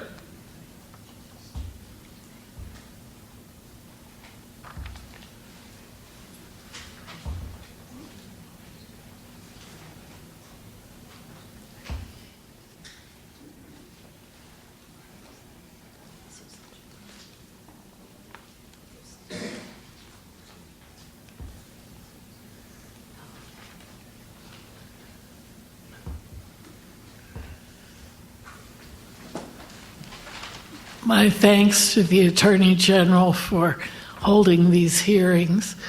And my name is Alice Kidder. I am chairman of the Mission and Social Justice Committee at First Church in Cambridge, and we are a member of the Raise Up campaign. And I am a voter. I wholeheartedly endorse our wonderful Commonwealth's practice of democracy. The voters have spoken, wanting this regulation to be implemented on July 1st. Justice delayed is justice denied. I feel that the workers need this opportunity for immediate implementation as the voters supported. First Church, a small nonprofit, believes firmly in these regulations. Our administrators have adjusted their budget accordingly to comply with these regulations as of July 1st. Thank you for issuing these regulations to go. I hope that you can ensure that these regulations go into effect on July 1st. We believe it can be done. Thank you. Thank you. Dan Hoffer.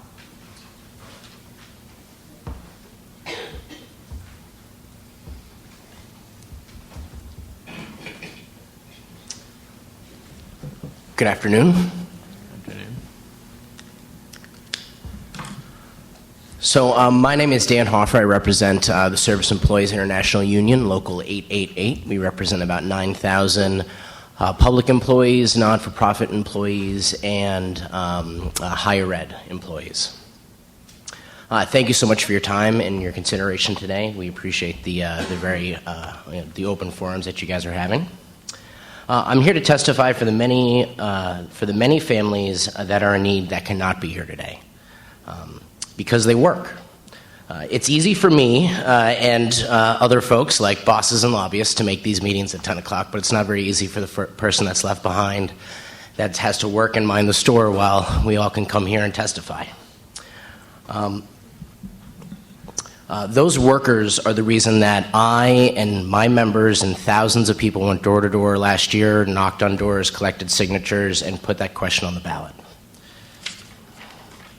Right now, nearly 1 million workers can't earn a single hour of earned sick time, and those workers have waited long enough. I appreciate the Attorney General's approach to this process thus far, and it has been considered and fair. I ask that as you finalize these regulations, I urge you to not weaken the law by exemption or delay in any way. And as a note to some of the folks from the nonprofit sector that have testified today, having the pleasure of working with several nonprofits of the workers that we represent, there is no sector that I think the need is great in many places, but in the nonprofit sector, it may be even more great. They are unique, sure, in many ways, but the fact is that when we weaken this law by exempting one nonprofit over another nonprofit or one sector over another, we're hurting all workers. And the need is great there too. So I understand their uniqueness, but this is in one way they will all be treated the same. That said, earned sick time provides an equal playing field for all workers. I get earned sick time, and many of my members get earned sick time, and it's time for all workers to have the same rights. Thank you so much for your time. Thank you. Lou Finfer.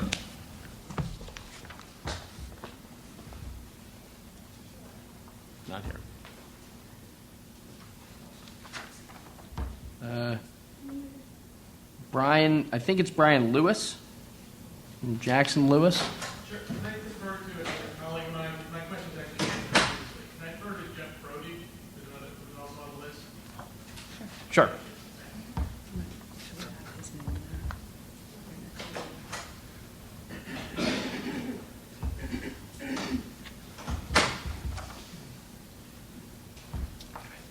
Hello. Good afternoon. Good afternoon. I'm Jeff Brody, a shareholder at Jackson Lewis. So I just want to get in the weeds on one issue, as we were invited to do earlier. So my comment relates to how exempt employees are paid out sick time under the proposed regulations. For accrual reasons, the proposed regulations, I think, understandably assume that exempt employees work 40 hours per week. And that makes perfect sense because employers don't track hours of exempt employees. But when you look at the way they're paid out in the proposed regulations for exempt employees, it says that exempt employees should be paid out at the same hourly rate. And it defines same hourly rate as for employees paid on a salary basis, the same hourly rate means that employees' total earnings in the previous pay period divided by the total hours worked. So basically, for payout purposes, there's a disconnect as opposed to accrual purposes. So you're asking employers to go and track the hours worked. I'm sorry. Would it be helpful if it just said assuming 40 unless otherwise, consistent with the language of the previous section? Exactly, because otherwise you can have a situation where employers who don't track time are doing it, and employees actually get paid less, because when you figure out the hourly rate, it's less than the normal rate, and the salary is going to be different for a week they took sick time, where I think the intent was to make sure they get the same salary every week. So our point would be to take out the exempt employee portion and assume it's 40 hours for payout as well. That's a great point. Thank you. Okay, all right. Thank you. Thank you.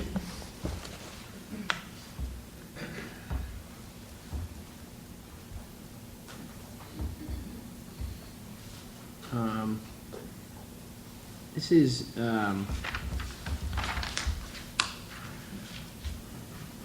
it Martha Axney?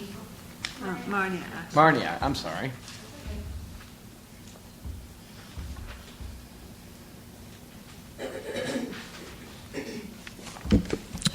Thank you for these hearings. My name is Maria Axner. I'm with the New England Jewish Labor Committee, and we are part of the Raise Up Coalition. The people who have testified before me very eloquently have explained why workers desperately need this law. They need it without delay and without exemptions. I would like to address, as the Jewish Labor Committee, why we see this as a moral issue. The Jewish Talmudic law, established thousands of years ago, states clearly that workers need to be treated with dignity. In Deuteronomy, for example, it says, "Thou shalt not oppress a hired worker who is poor and needy, whether he be one of your own or from another land. He should be paid quickly, for he is poor and his life depends on it." And I would say in case of earned sick time, people's lives depend on this.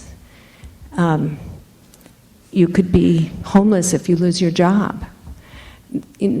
I had, 15 years ago, I had cancer, and I had an employer who really helped me get through that. And if I didn't have that employer who kept my job, it would have been very, very hard on my family. So, yeah. Okay, thank you. Thank you. Elizabeth Tulin?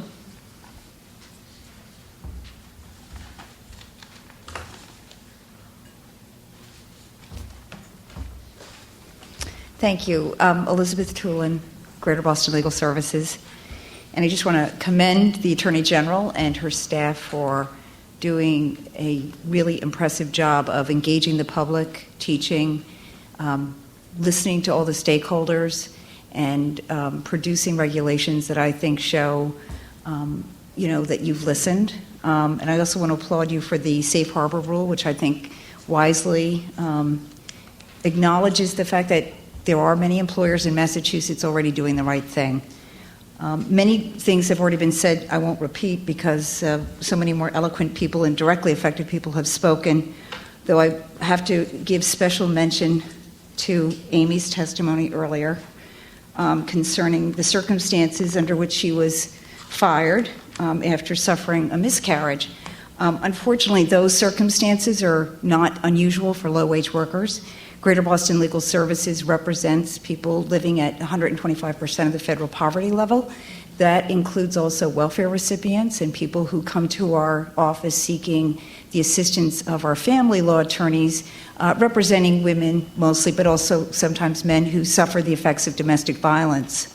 The law, as passed by the voters, does ensure important privacy rights.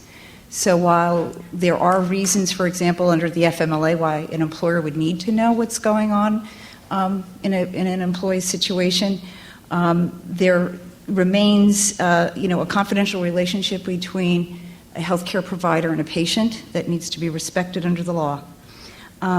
The anti-retaliation provisions in the law may well be the most important. Clearly, income replacement for people, unfortunately, like Amy, who lose housing and end up in shelter because they've lost wages, they've lost a job, that is critically important. There are many employees who may appear to be financially well off. They may be middle income or even homeowners, but if they suffer retaliation for the use of sick time, they can lose their homes, just as Amy did, even though they're homeowners. Just also wanted to follow up on something that Phil Edmondson said at the start of the hearing today. He mentioned the research that's been done in Massachusetts on average uptake. Most of the workers that lack access to sick time in Massachusetts are private sector workers. When this right is extended, there is reasonable basis to assume that the uptake rate will be on average 2.5 days. This is based on also, the Bureau of National Affairs labor stats, but also experiences in other jurisdictions when the similar legislation was adopted. Employees tend to treat this like an insurance policy. They know that if they don't hold the time that they have in reserve, it won't be there for them when they need it. And yes, are there people who we have all worked with from time to time who maybe, we question whether or not their use of sick time is appropriate. I argue that it is incumbent upon employers to set performance goals for employees and conduct regular evaluations. And if somebody, in fact, isn't delivering on the job, then you certainly have the tools at your disposal to mete out appropriate discipline. But to just assume that if somebody is sick, that they are maybe feigning illness, I think is an unfortunate way to view employees. I've had the privilege of being employed by an organization that gives me sick time, and I don't have to worry about having my employer question me when I call in sick. There are times that I've been sick with a very severe migraine headache, and I didn't go to the doctor. I'm under the care of a neurologist. I don't need to see my doctor every single time I have a migraine headache, but if I'm throwing up, I simply can't get in the car and drive to work. Thank you. Thank you. William Sweeney.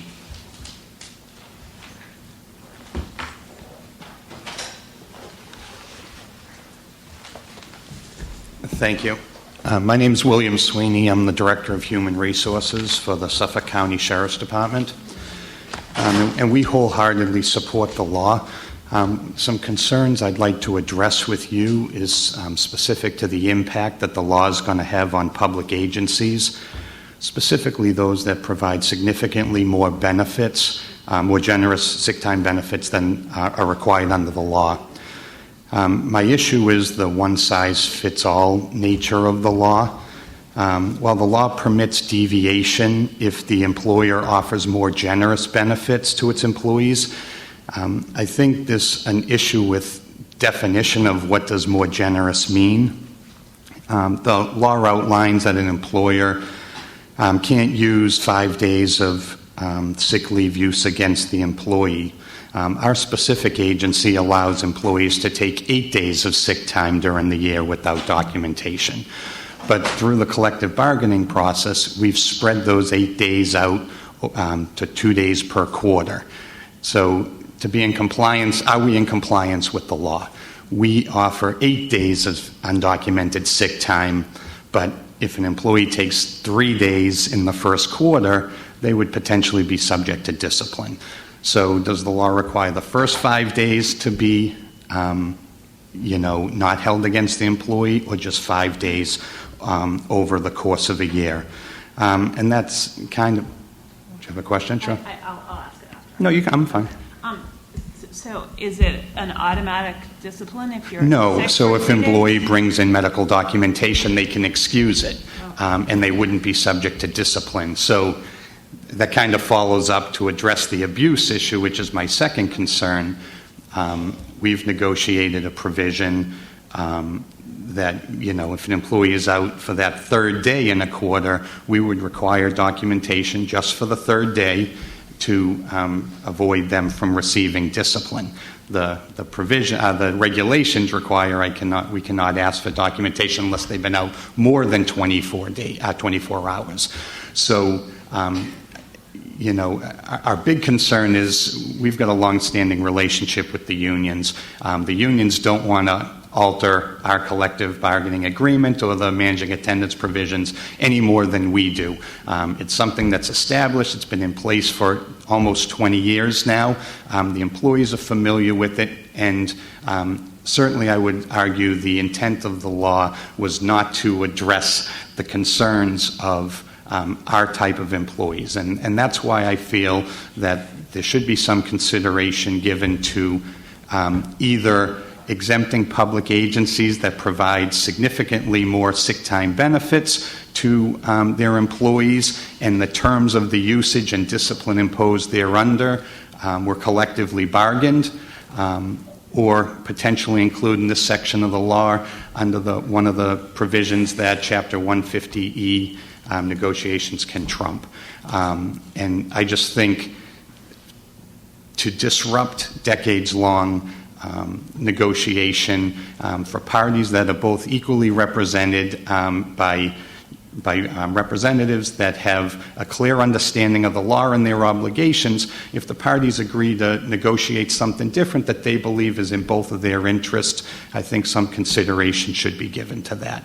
So we'd like to see some sort of exemption for public agencies, or include this section under the section of law that allows 150E to trump it. Okay? Thank you very much. Thank you.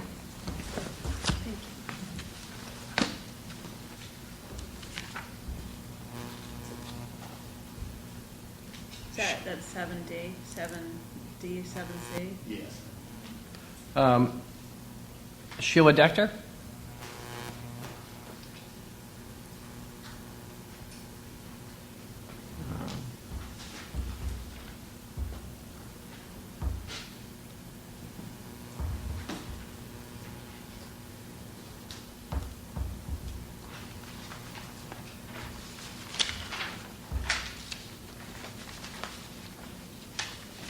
Morning.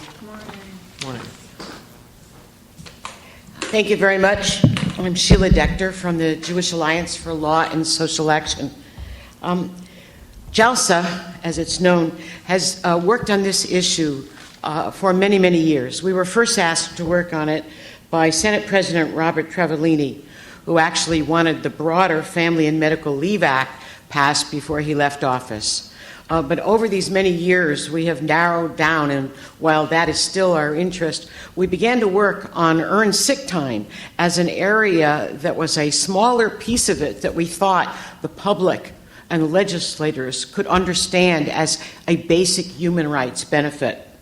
We quickly learned that over 1 million people, 1 million workers in Massachusetts did not have even a single day of sick time and could possibly lose their job by being out sick, by staying home to take care of a child or a parent, and as you've heard from various testimony today. One of the stories we heard in those first months was from a pediatrician. At one of the first hearings, the pediatrician testified about a story about a youngster hurt in a school playground accident and broke a leg or a broken arm, I forget. And the child is being taken to the hospital and pleading with the escort to the hospital, "Don't call my mother. If you call my mother and she has to leave work, she'll lose her job." Now that is just not the way we want to take care of people in Massachusetts. And so we understood about how workers had to choose between family and work and holding on to jobs. An earlier person testified about documentation and insisting on documentation from the beginning.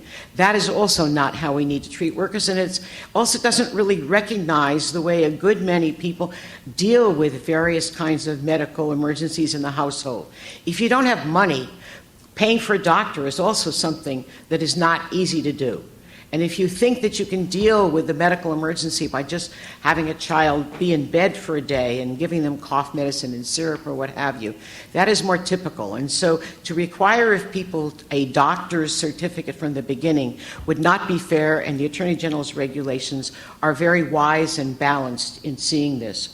One of the other things that we had learned when we first looked at a million workers not having a single day of earned sick time is that it was ignoring the health law that Massachusetts had passed, way ahead of the Affordable Care and Portability Act on a national level. Massachusetts had passed health law, but we were not providing a way for people to take their kids to the doctor if they could not possibly take time off. I don't want to repeat things that others have said. I just want to thank the Attorney General very much for the care and time that is going into this. The safe harbor provisions are excellent, and because the spirit of this law was to get everyone providing earned sick time. And you are doing that by acknowledging that companies that already provide greater amounts of sick time may need some additional transition time. Last year, the voters voted by overwhelming numbers. We are delighted that you are acknowledging this, and we thank you very much for the care you've put into this. Thank you. Thank you. Paul Drake.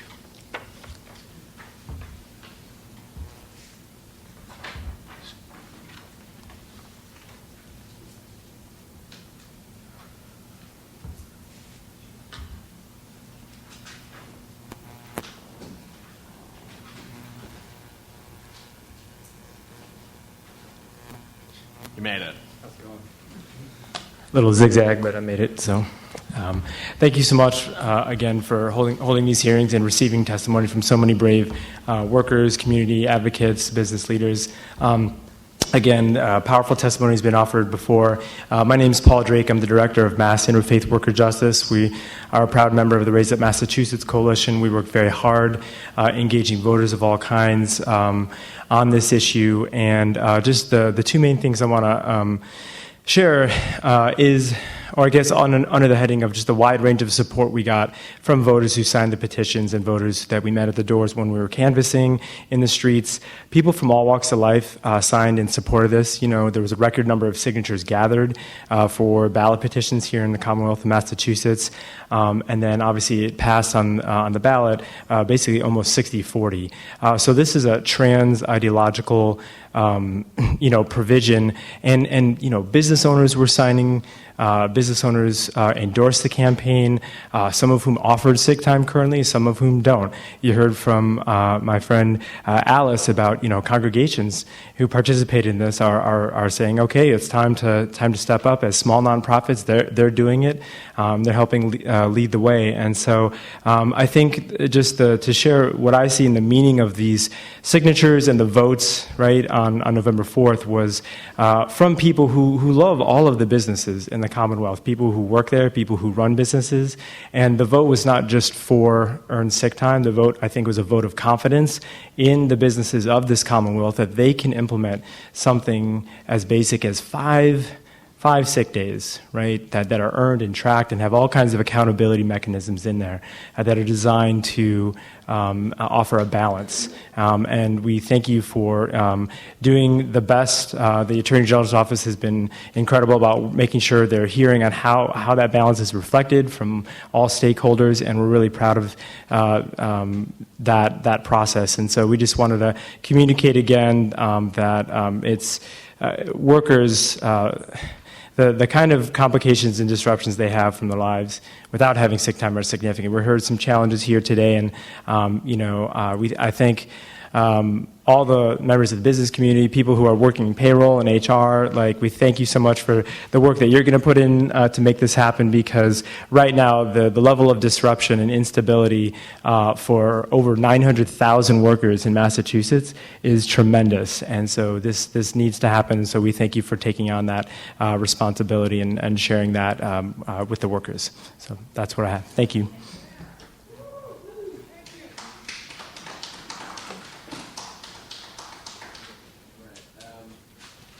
Schwartz.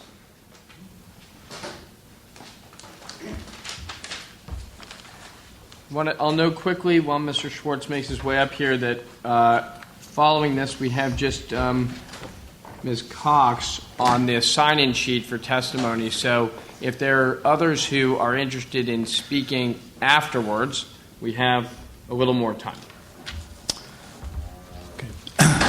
Thank you. My name is Robert Schwartz. I'm a retired labor union lawyer, and I teach at the Labor Guild School of Industrial Relations. And I just wanted to bring to your attention a couple of issues relating to the regulations. The primary one is the definition of the calendar year. The referendum specified that employees were going to be able to take their sick leave up to 40 hours in a calendar year. But the regulations defined calendar year as any consecutive 12-month period.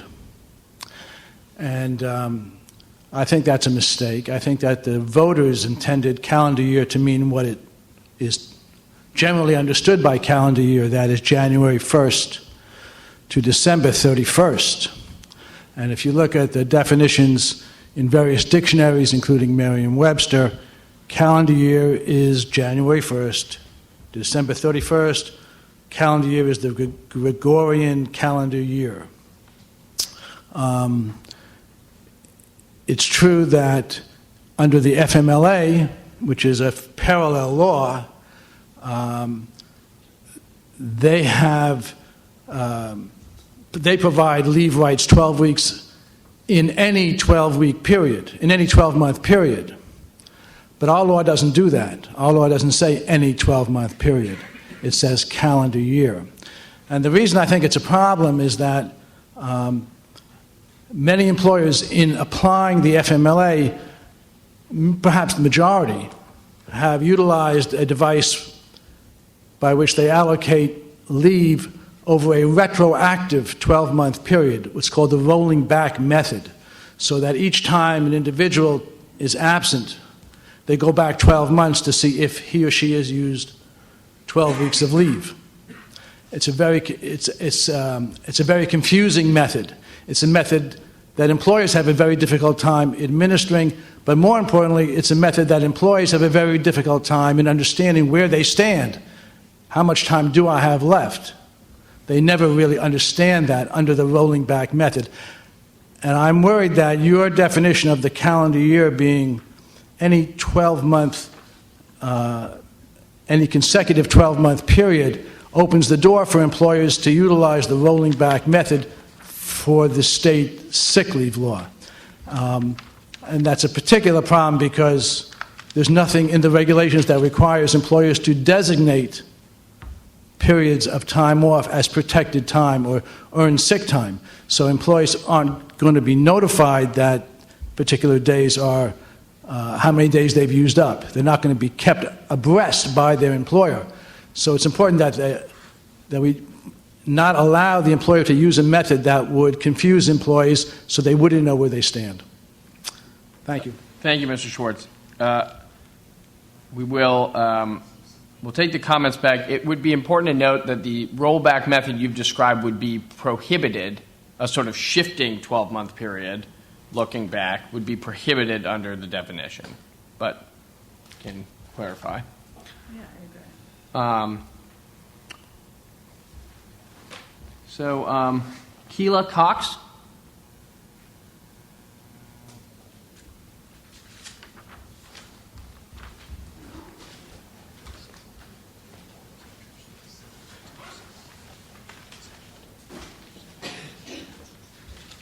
Hi, how are you? Hello. Yeah, so I'm actually going to start by saying I live in South Boston. My name's Keela Cox, and I'm a mother of 7 children, so that must be busy in a job in itself. Currently, I'm a PCA member, so I'm with 1199 right now, and also I'm working with a company called G2, which works out of Logan Airport. So we're trying to get a union started there, so I'm busy there organizing as well. Oh, sure. Yeah, so I'm working with both these jobs. I work over probably about 60 hours a week on average. And, my youngest child is 6, so constantly sharing germs at school and bringing them home. So if I'm not sick, then one of the children is sick. Thank you. Yeah. So if I'm not sick, one of the children is constantly getting sick. Like right now, I really don't have too much of a voice. So this is just something that is beneficial not just to me, but to my family. Whether you're male or female, I don't think it should really matter because people do get sick. It's just a natural part of life. And I don't think that we should have to have such a hard time just accruing hours of sick time. Like I said, if I'm not well, then I'm constantly coming to work, and it's constantly this cycle of sickness. And then how do you ever get better if you're constantly going to work sick? Because you're so scared you're going to miss a day of work, or what the consequences are going to be if you are sick. So I think this is something important that really needs to be something done about it and as expediently as possible. Thank you. Yep. Well, now we have just a few minutes before 1 o'clock. We'll take more time, and then after that, we'll break. But I think the 3 of us will be able to stay around for a few minutes if people have questions. And then, Margie or Jacqueline, where is the box for? Okay, great. If you still have written testimony you'd like to submit in writing, again, we encourage everybody who has written testimony to submit it electronically to agoregulations@state.ma.us, but you may also drop it in the box. Now, others who we haven't had a chance to hear from yet. Yes, ma'am. Honestly, I had no intention of speaking here today, but after hearing everything, I just wanted to make a couple of points. My name is Janitra Brooks. I'm an HR manager. And first of all, I commend everyone who's taking the time and effort to put this law into effect. Like most things, change is really hard, and growing pains are really hard. And everyone who's affected by something comes to the table with their own perspectives and understanding of how it will affect them. One of the things I love about working in HR is the ability to, well, we're kind of the glue for organizations, but the ability to be able to see all perspectives. So from a business perspective, I totally understand how this may affect people and how it will affect revenue or how it will affect the bottom line. But at the same time, I see it from the employee perspective and how difficult it is to constantly have to be balancing your health, your caring for your family, work, and all the responsibilities that go with that. I think as you continue to work out the regulations that will work best for everyone, the more that you do work with HR professionals, the better result you'll be able to have, because at the end of the day, we're the ones that are going to have to implement whatever the law truly becomes. Also, I don't think that it's fair for many organizations to assume that employees are going to abuse this. Yep, there's always going to be someone that's going to take advantage of something. It's human nature, and it is the way that it is, but it's not fair to say that off the bat that that's what's going to happen, because it's not. It really isn't. I also don't think that it's fair to necessarily, I know we heard a few people mention needing to have documentation for why you may miss a day of work. There's a reason why in the regulations and in most policies there is the 3-day rule, because generally if you're out sick for a day, you don't need to go to the doctor. If you're out for 3 or more days, there's probably something more seriously wrong which will require you to go to the doctor. That note doesn't need to say anything more than that you can return to work. It doesn't need to say why you were out. If you create an environment that causes people to need to explain their every move, you're going to create distrust, which will further affect your ability to work together and the greater good of the organization. At the same time, it's up to the organizations to manage people who are abusing their policies and to deal with that as such. And again, I like what someone mentioned about performance. If it's affecting their performance or ability to do their job due to their absences, then you address that. You don't address because they were out sick or needed to take care of their child or needed to leave early to pick up their spouse because they couldn't pick up something. There are a few people who are mentioning, I'm sorry, I'm going on. There are a few people who were mentioning about wanting to be exempt from this. If there goes down the road of having exemptions for public agencies or for people who work with unions and may offer a more robust leave policy, I think that it would be important for them to submit what their current policy is and to decide whether or not they should be exempt from it. One thing that I thought about was, so the HR director said that they had 8 days and that they had negotiated this. For these companies that use unions, is that policy for everyone that works in it or only for the people that are in the union? If it was something that was available to everyone and it is more robust than what we offer, then I could see that being an excuse. But I don't think it's necessarily, just because it's going to be hard to implement, the right reason to not do it. And the other thing was, I think that it would be neat, and I don't really understand or know if this is even a realistic possibility, but having heard so many people here from very different places, and even that some people do have policies that work, or language that works for them, or are nonprofits that offer sick time, to create a website where people can connect to be able to see how they implemented it in their environment so that they'll know how to be able to implement it in theirs. So it kind of helps alleviate the excuse that, well, we don't know how, so we don't want to. And I think that's all. Thank you. All right, it's 1:03. This woman here has her hand, so we'll go there, and then after that, we'll sort of continue informally. Thank you, ma'am.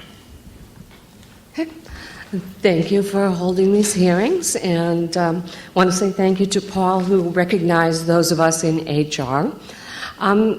Coming from a little bit different place, my name is Denise Noble, and my company is the HR Engineers, and I work as an HR consultant specializing in small businesses. My clients have between 1 and 26 employees currently, and I'm going to be the person helping all these different companies implement this policy. So in listening to the testimony today, there's a couple of unanswered questions that I have, and one or two that would just hit a little too softly that I wanted to bring up. First of all, with the Safe Harbor Act, I was looking at that, and it just was not really clear to me that someone that has a policy that's giving paid sick time off for, say, full-time employees, but they're not giving it to their part-time employees. Are they still exempt for that 6 months to catch up those part-time employees? I think they have to actually add the uncovered employees to the policy to take advantage of the safe harbor. Okay, it just needs to be a little clearer, a little stronger on that. It just really wasn't. Yeah, the current language says, it reflects the fact that the existence of the safe harbor and also extended to any other employees to whom the use of at least 30 hours of paid time off under the same conditions is extended. Okay. So, but we take your point. Yeah, if you can just hammer that a little bit. I'm the one that has to deal with all these employers, and just could use that a little bit easier. While we're on part-time employees, that whole 24 hours of work before notice doesn't work for people that maybe only work 15 hours a week or 20 hours a week. That means, they're going to be out 6 days or more. So if that could maybe be put into terminology where it's 3 consecutive shifts rather than the 24 hours, that might be more helpful. You understand? If you're like 20... Yes, yeah. we understand the point. Okay. It was just... Thank you. Okay.